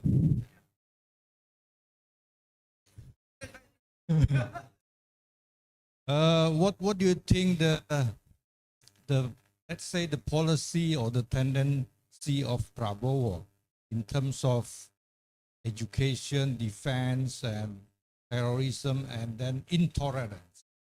What do you think the policy of Prabowo? But yeah, thank you. Thank you very much, Pak Petrus. Yeah. First question, the rank, yeah, the rank of the students. It is a mixed rank, yeah, depending on their competency. The first one. The second one is talent in language that they have the result of the test. Yeah. The position, regardless from the position before, but for sure, they are going to be deployed overseas. Yeah. Okay. The rank is start from a non-commissioned officer, Bintara, until officer colonel. So in one class, it is not impossible that in one class consists of one colonel, one sergeant, or maybe a lieutenant, or major, or even civilian. Why? Because we mix the class in a homogeneous class in terms of language competency. So it's easier for us to handle homogeneous class. So this, the beauty is, although they start from the same level, but the end varies depending on. Maybe some students start from elementary and finish intermediate, or in some cases from elementary finish advanced, depending on the motivation, the hardworking, and also from whatever. But for sure, we give freedom for the students to achieve the higher level. Yeah. And then the position, for example, for peacekeeping operation, for example, starting from Tamtama, Bintara, until officers. For defense attaché, all of them are colonel students, and for Lamhanas overseas, they are colonel or 1-star, depending on. But for TOEFL and IELTS preparation course, this is only for officer, because they are going to undertake a master degree or doctorate program overseas. The second question is hard for me. But I believe in terms of education, because our core business here is education. Now it is split it into 3 ministries. Yeah. First, pendidik dasar menengah, and then second one, dikti and research, and the last one is culture. I believe it will more focus. In terms of policy, depending on the background of the minister. We know that Pak Muti, for example, from standardization, yeah, and then I'm not sure whether, I hope that we still keep this system. There is no ujian nasional, for example, because it's a nightmare for the students and teachers and parents especially. But depending on. And then for terrorism, for example, we still adhere to bebas aktif, yeah, bebas aktif. So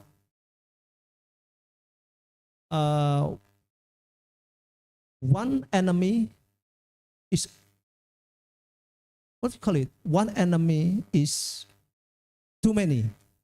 Yeah. So we want to make other countries become our companions.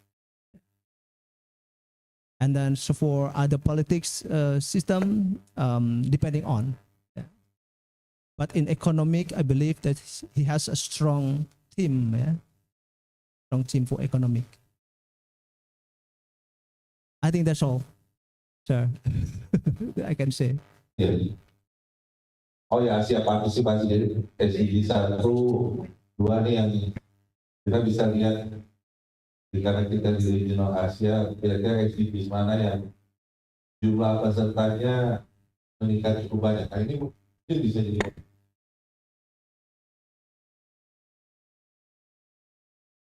Yeah, thank you so much. Actually, we are talking about policy and the competencies. Maybe we have another questions from the floor. Maybe students, you can ask about. We have career aspirations. Maybe this one, you can say what you are going to do after you graduate. Yes.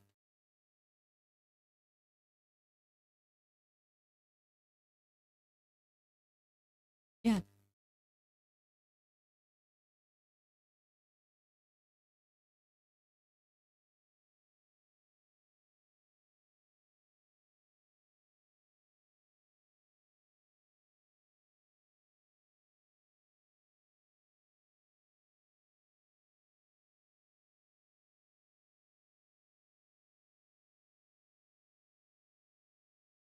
Yeah, actually,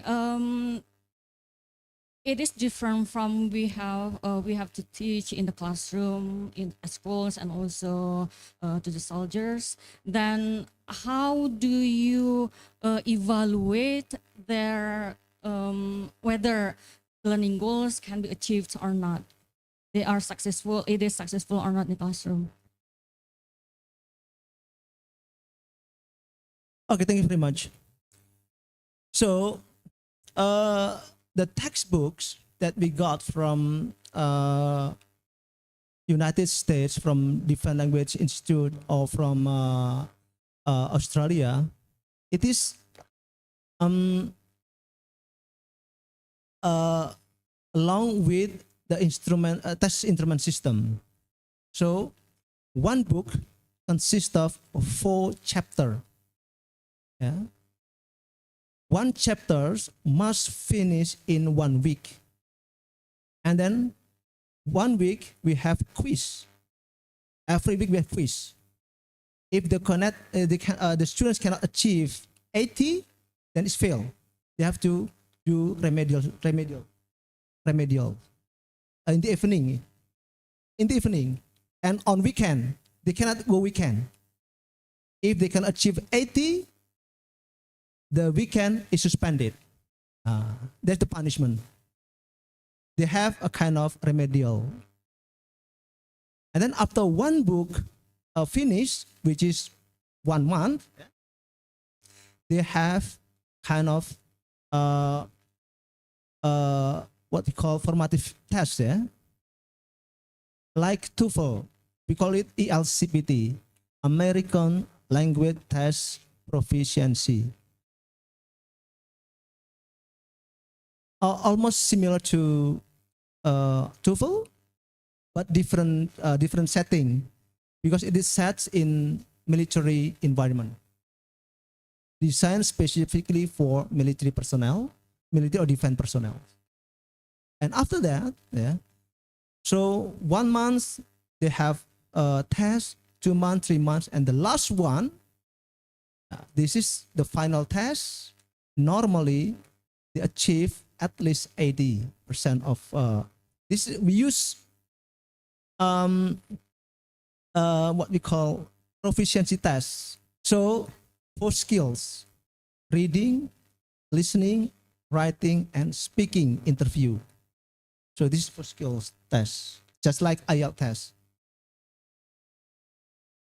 Thank you so much. Yeah, maybe from students, you can ask maybe about the strategy how to teach English to the soldiers and others. Okay, yes, please. Okay, you can say your name and what semester are you? Okay, thank you, Doc. So my name is Dondi Ramadan from semester 5 and Indralaya class. So my question is, how do we apply the discipline in teaching and learning without breaking the human right? As we know, we have to pay attention as teacher or as a lecturer with the human right, because there are many cases with the discipline that breaking like human right, like maybe like the violence in the learning and teaching. Thank you, Doc. Thank you, Dr. Ramadan, for the questions. And this is very interesting question. And for punishment, we have our own art. Every teacher has his or her own arts in giving punishment. For sure, physically is okay, but not hurting. In military, it's normal, normal. So there is no human right in military. But there is no hitting or kicking. Maybe push up, sit up. We apply that one as well. For example, we know that in writing, for example, in writing, if students make mistakes once or twice, it's okay. But it's several times. For example, using what we call a modal, for example, I must followed by verb 1.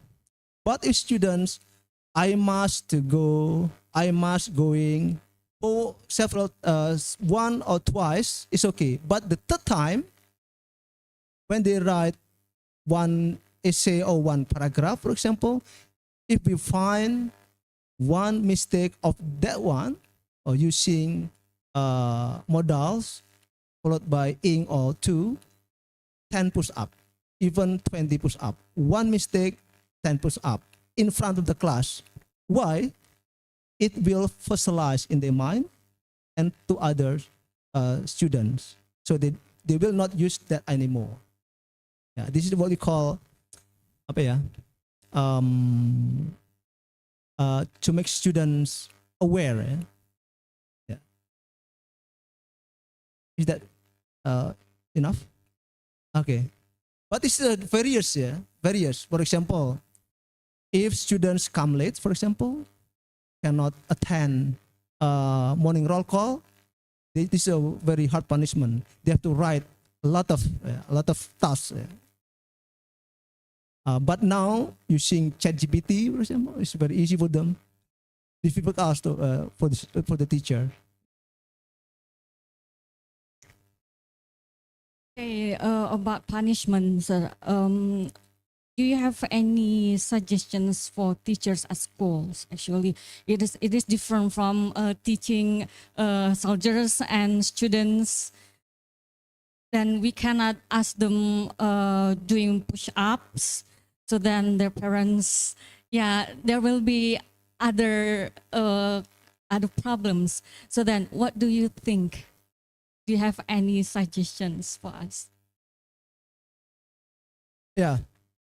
The case recently, like in Sulawesi, one teacher being sued for giving punishments to students by hitting, using stick, and then since it's in process, I suggest, for all of you as a prospective teachers, you may have punishment, but not touching the body. Yeah, not touching the body. If we touch the body, possibly we can be sued. But if not touching, then it's free. For example, just ask them to push up, to run. That's okay. But the problem in a civilian is not common. Then we have another system based on academic. For example, if they make mistake or come late or whatever, ask them to write or to speak in front of the class, whatever. In military as well, as long as we do not touch the students or other people, then it's no problem. Push-up, of course, is limited, not 100 or 1,000 push-up, only 10, for example. It's just to remind them. Okay, thank you for the suggestions. Yeah, we have a question from Zoom. Would you share, actually this question is from Vinaka Satya. As we know, education in Indonesia has different levels and environments of education from elementary school to university. And the question is, according to based on your experience, what are the main challenges in implementing the military training system into these different educational environments? This is a very interesting question. If the situation happened 10 years ago, then, or maybe 20 years ago, it's normal. But now, if it happens, then it's not normal. Why? Because a lot of facilities, a lot of resources, a lot of informations that you can get, not only in school, not only in institution, but also at home, everywhere. You have a gadget, you have a television at home, you have everything. So it can be utilized to support learning system. Dealing with a different level, for sure. There are several methodologies, approach how to deal with children, for example, in elementary school, and then teenagers in SMP or SMR, and for university students. But actually, in learning language, we have the similar or same method, and we have the same goal, which is whatever the means, as long as the students can achieve the goals, finish. With all means, such as social media or internet or whatever. I think there's no issue anymore now. Dealing with what different level. For sure, if level from elementary, advanced, or intermediate will be different, the treatment. Thank you. Okay, yeah, maybe we can adjust with the circumstances where we are teaching at. Okay, thank you, sir, for the answer. Then we move to another question from Ida Musirini. Would you share your idea what to do or what to say to our students, especially for teenage students, so that they are aware that English language is very important for them, because most of the students don't think that English meets their needs later in their real life. Thank you very much. In the future, two things that we have to master to be successful in our life. The first one, IT. The second one, language. If you master both of them, then you will successful in your success in your career. So, to make aware the teenagers of the need or the importance of English especially, it's very easy. Just look at successful people, for example, how they can use foreign language to support career, support the career. Because now it is almost impossible for us not to master English, because it's become our need, not only to support our career, but already our needs. Look at media now. Look at media now. Most of media, most of movie, for example, whatever it is, use English. So without learning English, without mastering English, make us difficult. That's simple. Very much. Yeah, mastering English, we have to take some efforts to master English, especially. Then we have differences. Actually, we have differences in teaching in different levels, starting from schools to university. Then I want to ask about the test, the standardized test in teaching English to soldiers. You have mentioned that TOEFL and you have IELTS. It is different. Whether it is different goal for soldiers to take TOEFL or IELTS. Thank you very much. TOEFL and IELTS mostly for academic purposes, and also for those who want to be want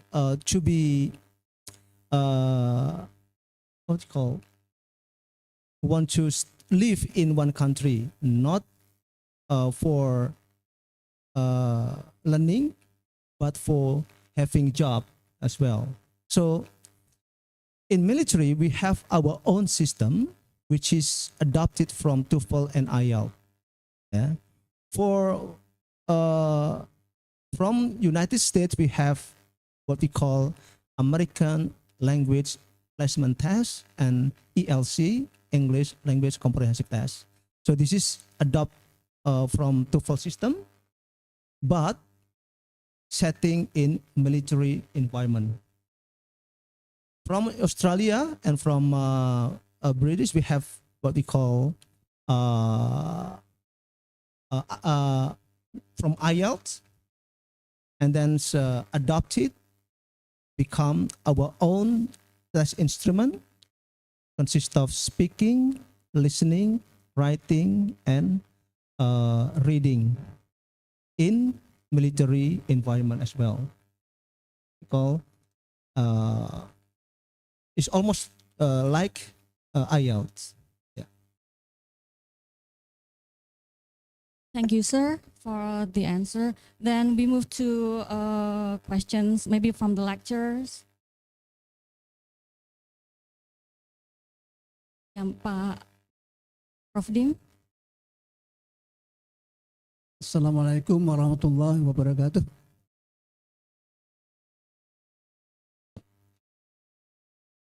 Let me have one remark, one question. First of all, I think we are very proud today. We are happy today to have Colonel Dr. Puji Santoso, SPD, MA. It's one of the alumni of our study program. I think it was more than 30 years ago when we were together in classroom in our undergraduate class last time, right? It's a long time ago.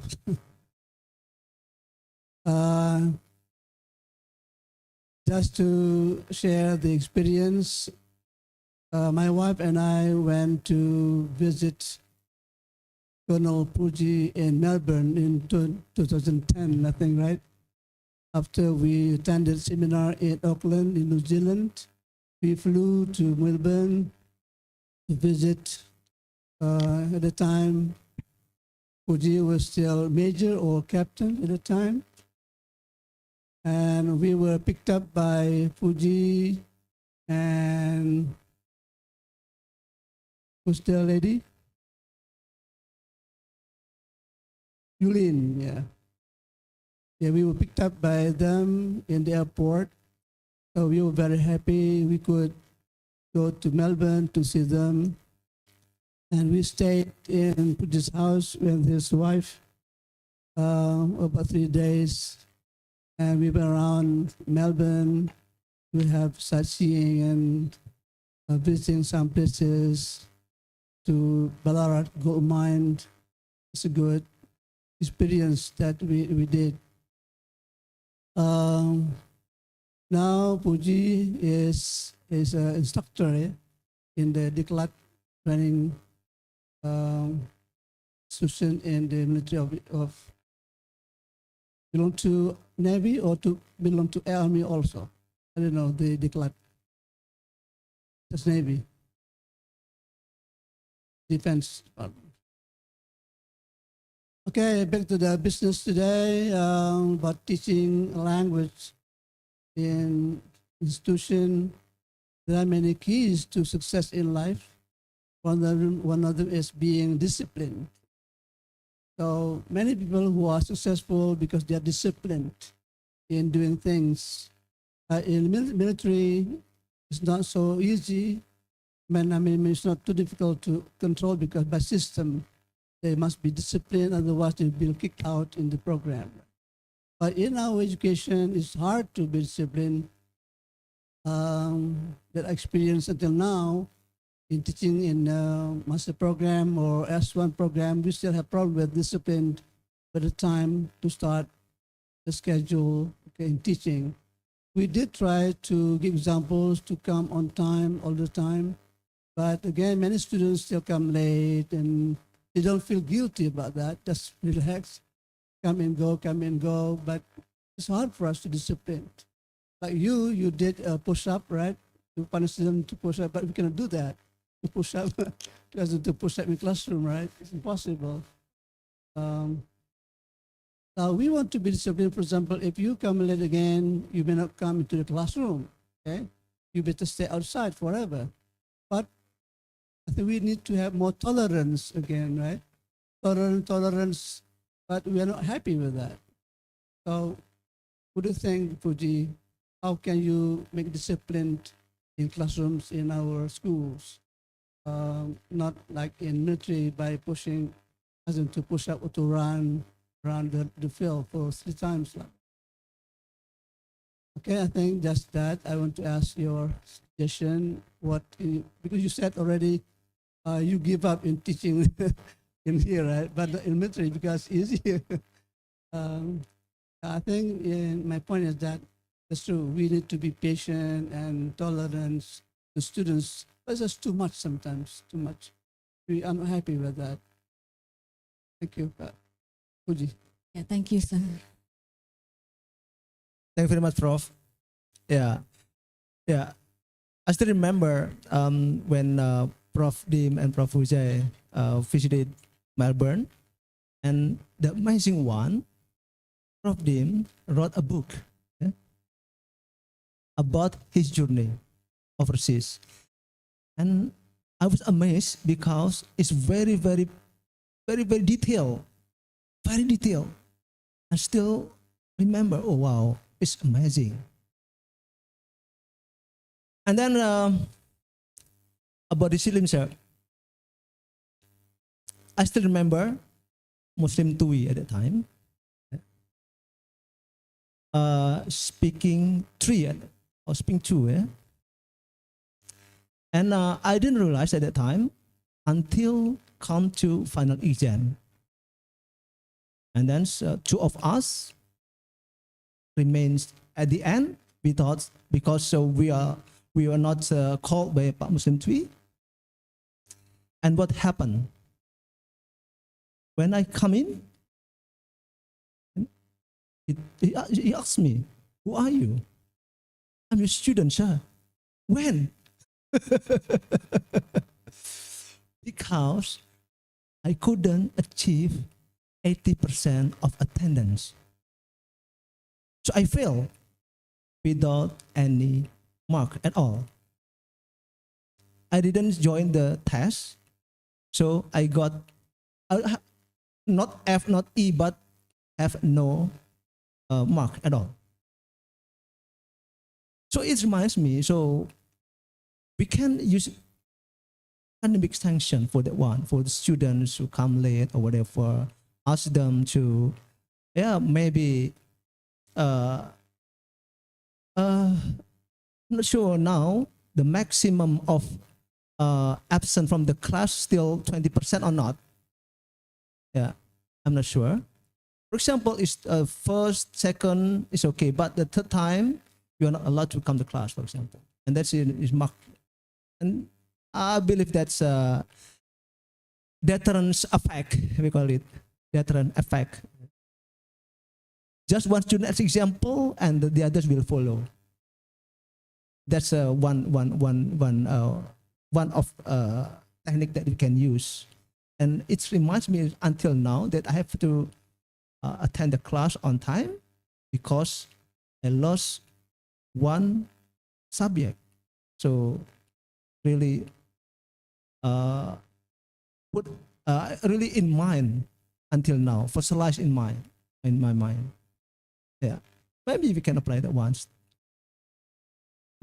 But I'm not sure whether the students will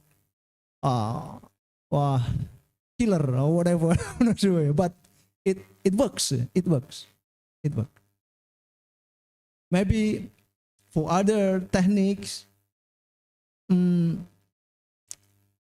depending on the lecturer or the teachers. Yeah, this teaching is an art. So different environment, different situation, different treatment, different techniques to deal with.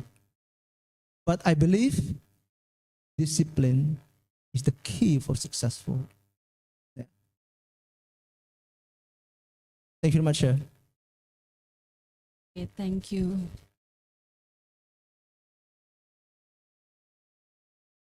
So we move to questions from Zoom. Maybe Bu Rita Indrawati, you want to share your ideas or ask questions?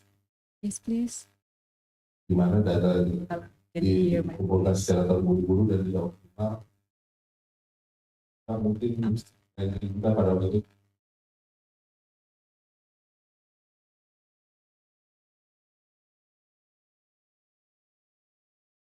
mandat. Maybe.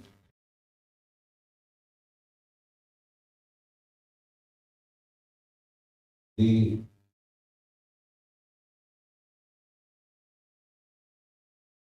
Yeah, maybe Bu Rita, you can type up your questions in the chat.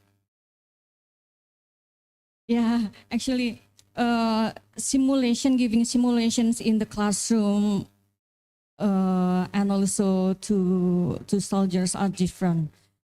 Then the simulation, I want to ask about the real simulation to soldiers, teaching English to soldiers. Do you, based on your experience, do you focus on the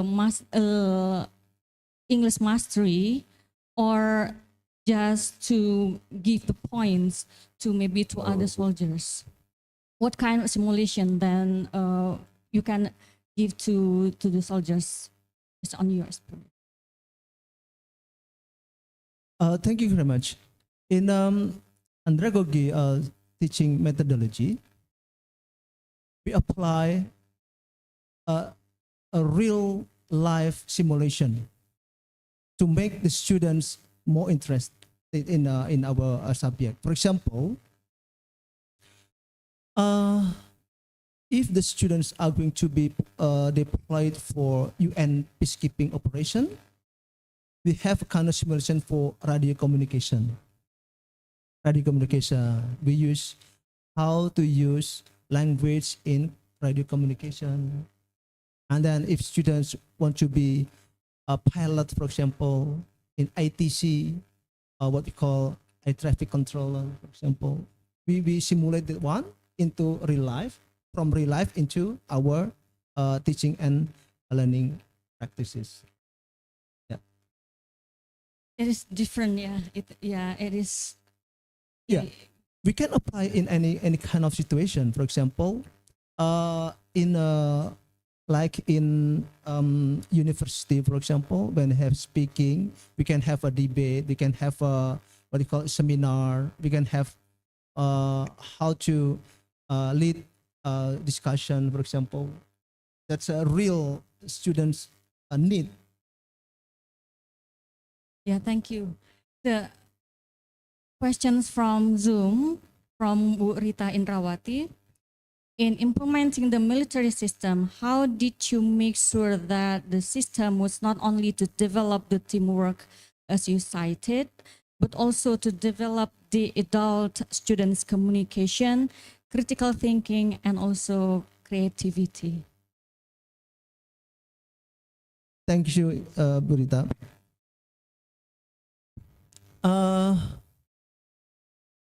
Depending on the class, yeah.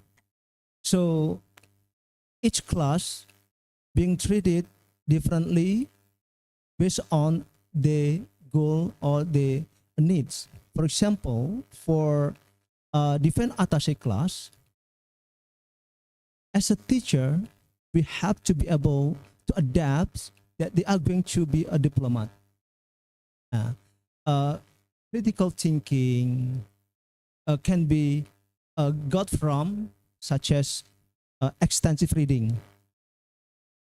So we give a lot of work to read, yeah, to read based on the background. For example, extensive reading, for example, for defense attaché. This is an international relationship, and then a history of one country, and then we give them a lot of reading, so they create a lot of information, and in the classroom, after they read, and then in the classroom, the following days, we discuss this one. We discuss every morning. We spare 45 minutes to discuss the extensive reading that they got before. So this is to increase the critical thinking.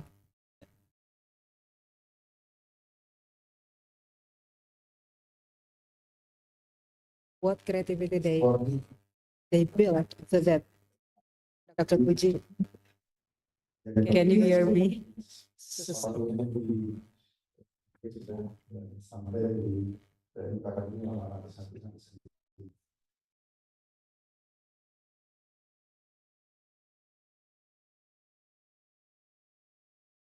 Yeah, maybe again, you can type up in the chat room, ma'am.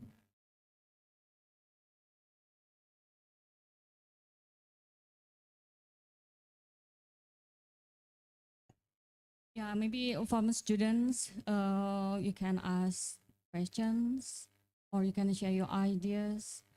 Yeah, you can mention your name and what semester you are.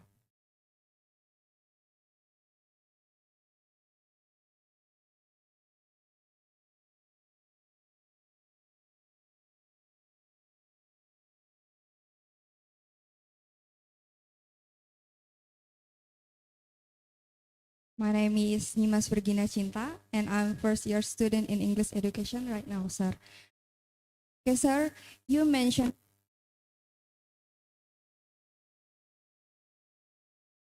about who study on a schedule that in early. I was being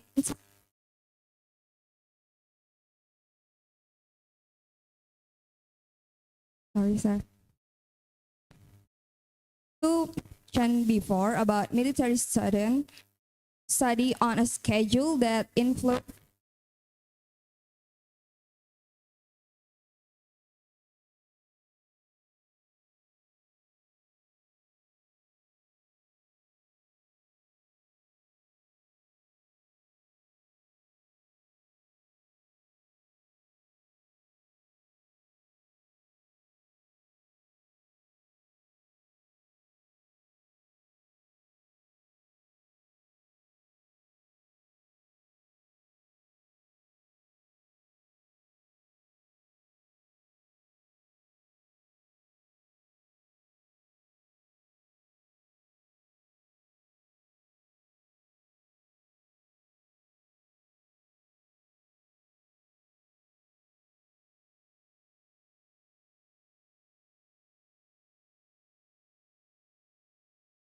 Yeah, maybe you.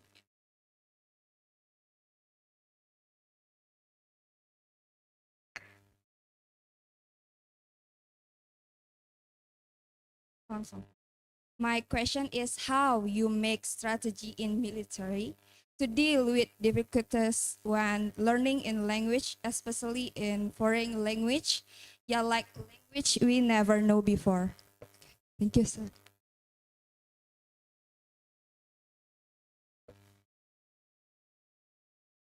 Thank you very much. It's a very good question.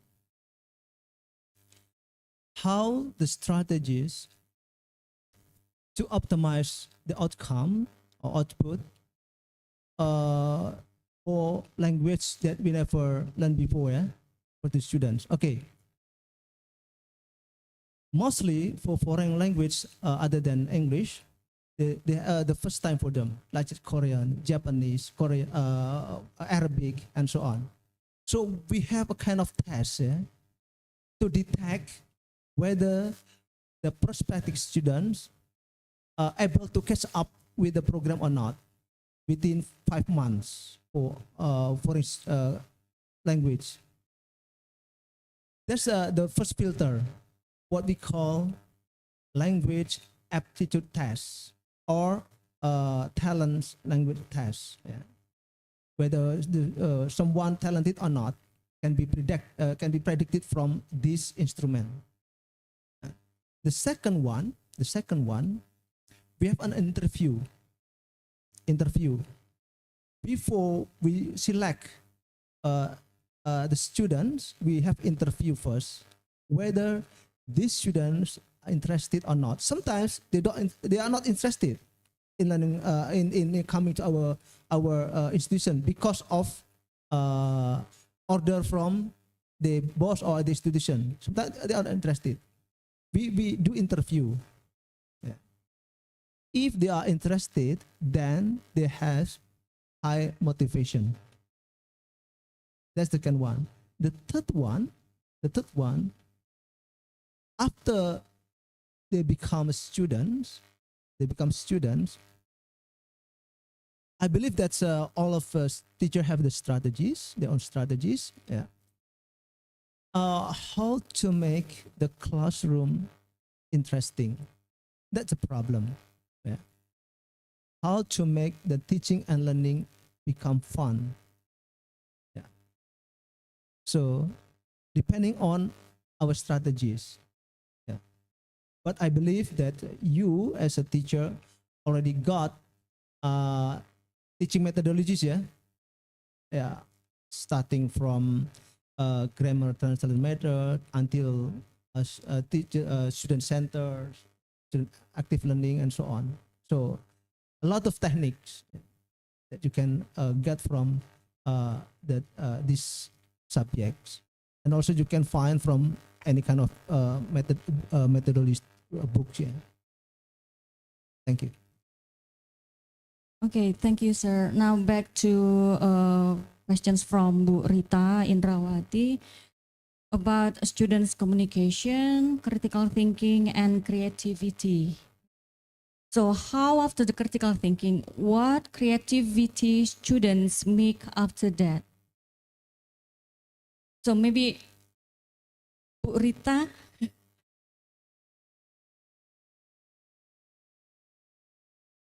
Yeah, hello. Can you hear me now? Yes, Hello, ma'am. Bu Esti? Yeah. Yeah. Yeah. Go for it. Yeah. So what is the answer? What creativity did the student do after they have developed their critical thinking by reading some references, and then what should be assigned by the lecturer over there? Thank you. Oh iya, 500. Tapi kesimpulan akhirnya kok 800.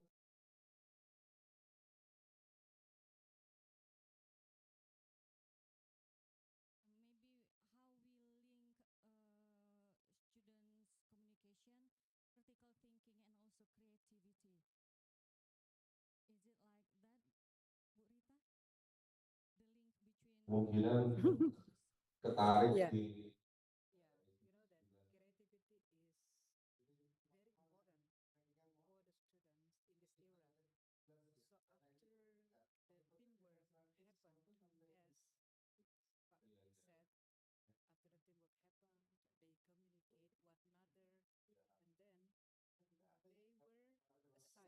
To read some references, some literature review, and then the last, they have to be creative. So my question is, what creativity did you ask the student to do? Thank you. ya itu kita salah satu penyebab kita turun. Okay, I got the point already. So how to make students become creative, yeah? Between to link between creativity and then the task that they got. Okay, in military, depending on the rank, yeah. For example, if non-commissioned officers,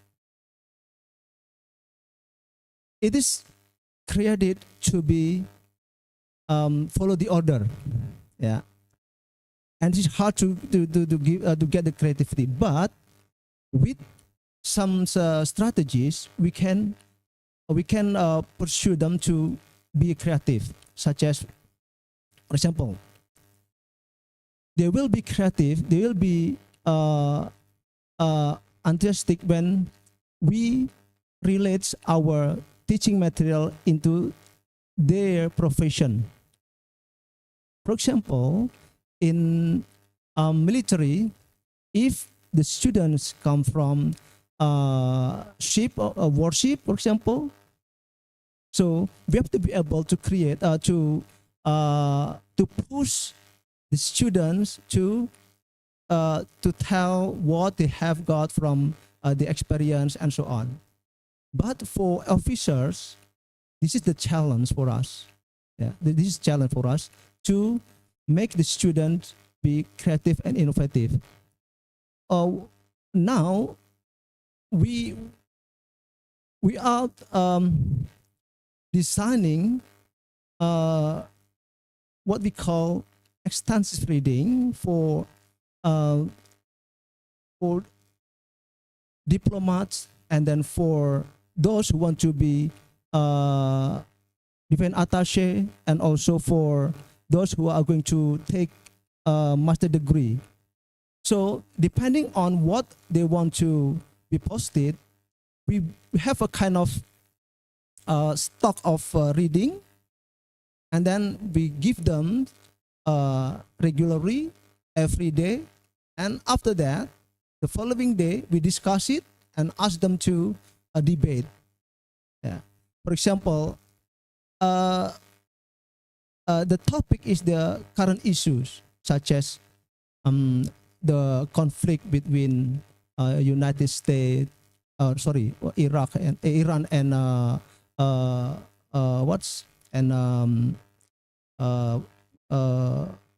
Iran and Israel, and then Ukraine and Soviet. So it makes them enthusiastic in conveying the ideas, in the classroom. Well, discussion become lively, and beside that, at the end, we ask them to write an essay. It is for diplomat, for high level of officers, to write an essay, step by step, and review the book, and so on.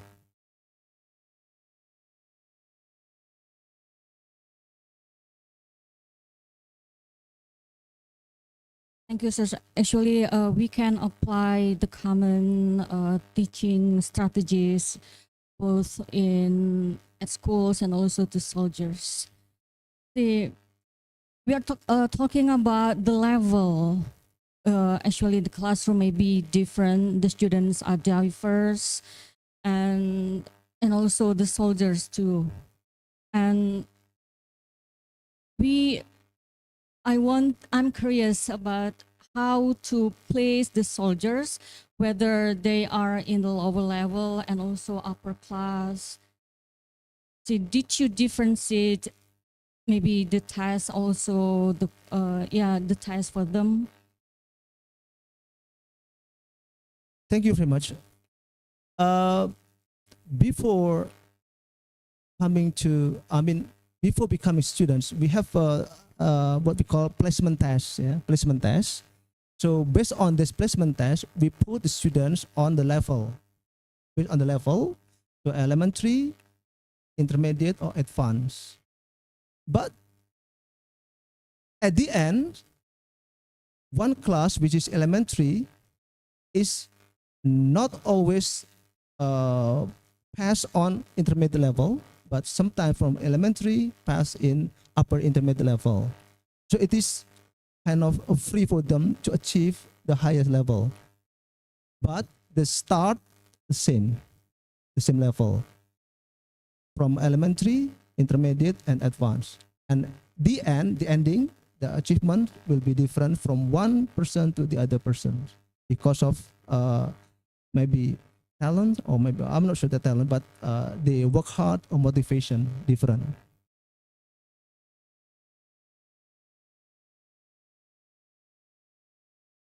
Yeah, maybe from the lecturers or students, you have questions or you want to share your ideas about today's topic.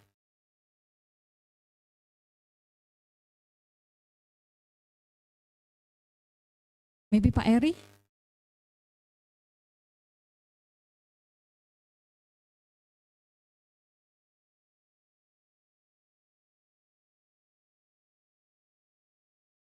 Yeah, you can mention your name and what semester.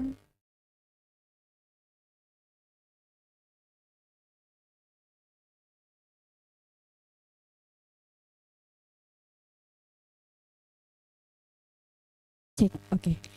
My name is Fatimah Nurul Iza from 5th semester. And then my question is, what are some classroom exercise or activities that use principle from military training to enhance students' learning experiences? For the example, like doing the presentation or group discussion. That's all. Thank you.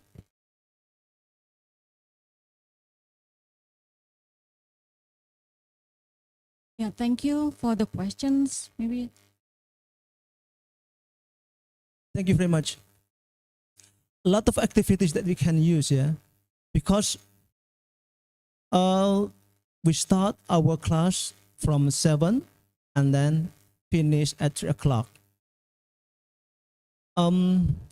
Without various activities, the students will get bored and the teacher gets stressful. So, normally, 45 minutes before the class begin, we discuss. We have a discussion current issues. Yeah, it depends on the students. Maybe about a sport, about cooking, or what a movie, whatever the current issues. Yeah, and then every student have to be the leader and take turn every day. Take turn every day. For example, today about sport and tomorrow that music, for example. So different people will be the presenter. Yeah, we make it random, but every day take turn. That's the one thing. And then for upper level students, upper intermediate, such as advanced level, it's much easier for us to handle in engaging their daily activities in the classroom. Because why? The higher the level, we can do anything with our strategies. But for lower levels, we have to work very, very, very hard. Yeah, in military, we have a practice and drill, we have a simulation, and a lot of things to do with a lower level. But in higher level, writing, reading, listening is much easier. For group discussion, for sure, this is daily activities. The first time they come to the class, 45 minutes we use for discussing current issues. This is the one strategy, and they take turn for the presenter and the leader. We also applied such as discussion and mini seminar. Every student have a role for as a presenter, as a moderator, and as a what like ST, for example, Miss ST. That's that what can I say. Thank you very much. okay. Thank you, sir. Actually, there are some similarities. Okay, maybe yeah. One more question from Pak Ismail Petrus.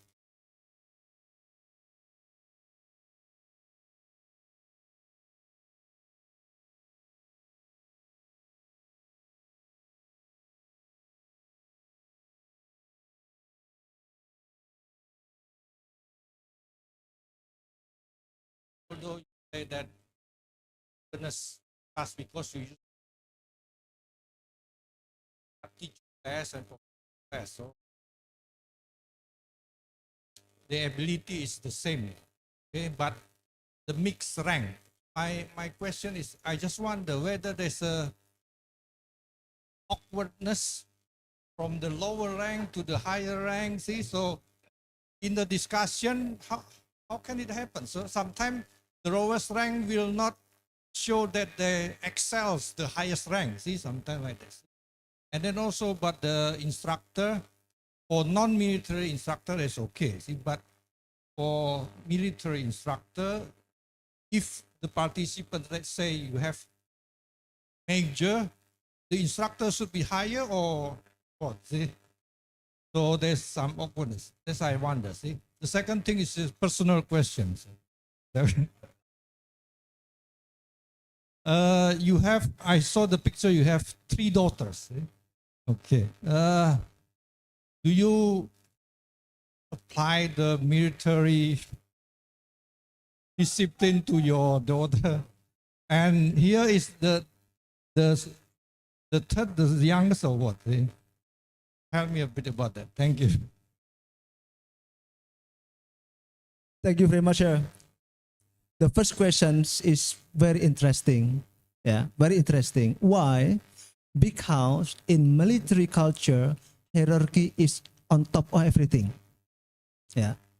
So for those who lower ranks, sometimes feel insecure if they are mixed in one class with higher rank. Here, the interesting ones, sometimes our culture for higher rank officers feel ashamed if making mistakes. And for lower level, feel insecure if they are better than the high rank. Yeah, that's the problem in our institution. But we already designed the system that not the rank, not the positions, but the competency.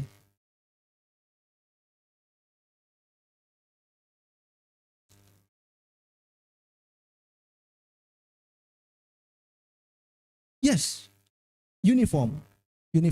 Sometimes colonels together with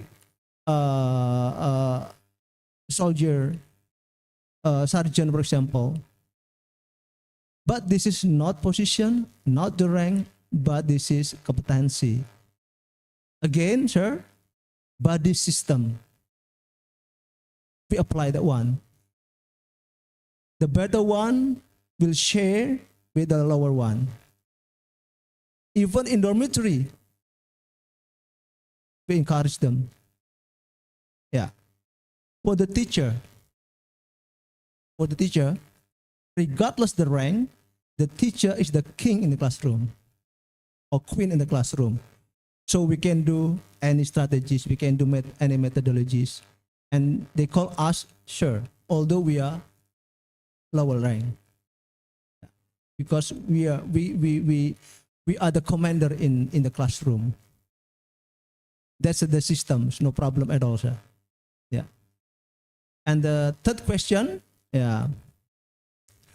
Because I know it's hard in military, so maybe 50% military, 50% not military. Yeah. And she's my youngest daughter. Yeah.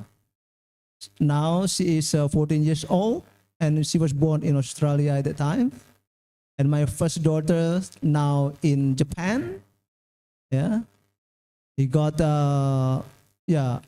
my two daughters. When I was posted in Australia together with her family, they got 2 years in elementary school, and then back to Indonesia, and then when senior school, we got scholarship to United States, and then a degree in Japan, and now stay in Japan. And the second one in London school now, and already finished. And there's still second year of SMP, the third one. Yeah. Thank you very much. Okay, thank you so much. Some strategies can be applied both at schools and also in the military system, and some others cannot.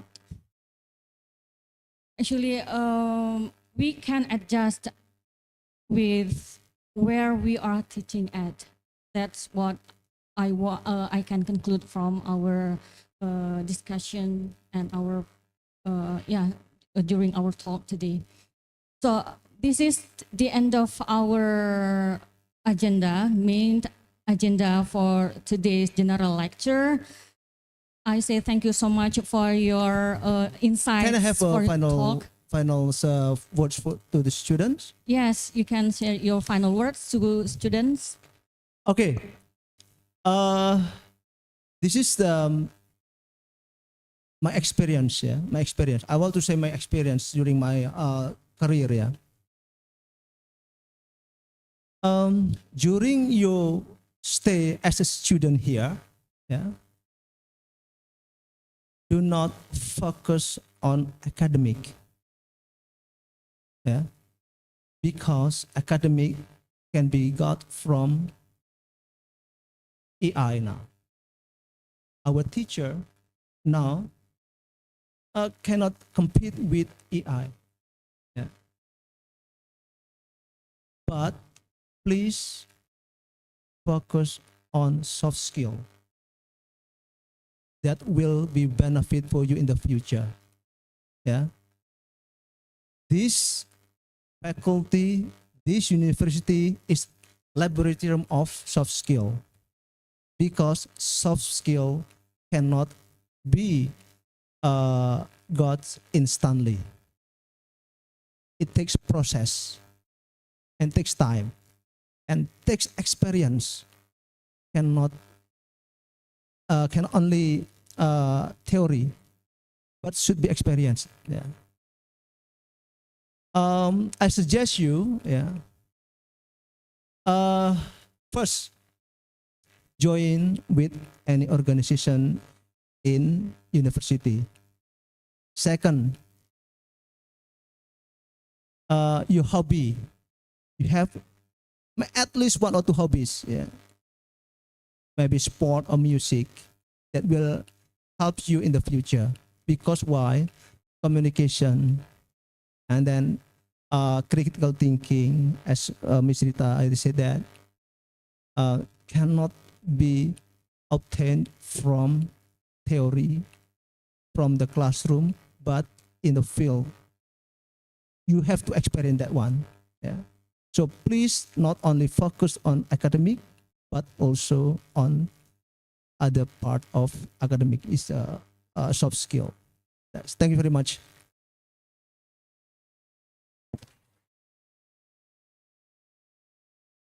What a nice final words. So then we are at the end of our main agenda. I say thank you so much for your new insights, and also for students can be learn so much from today's general lecture. So thank you again, and I send the mic back to our Master of Ceremony.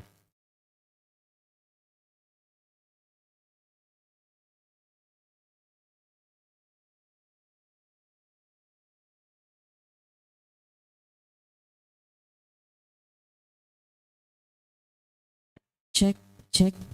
As we mati Mbak.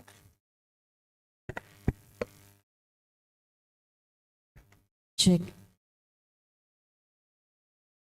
As we draw to a close of today's general lecture on adopting military training system into the language teaching and learning management, we would like to extend our heartfelt gratitude to our esteemed speaker, Colonel Dr. Puji Santoso, for sharing his invaluable experience and also insights. I think it is a new insights for us with a different military training system which can be adapted into our language teaching.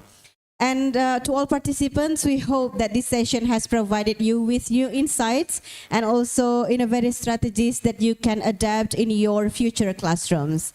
And once again, thank you so much, Dr. Puji, and thank you all for your active participation. Have a wonderful day ahead, and we look forward to meeting you again in the next general lecture. One closing pantun from me. Through education, we develop virtue. Through action, we make virtue come true. It's time to say goodbye and would say thank you. Wassalamualaikum warahmatullahi wabarakatuh.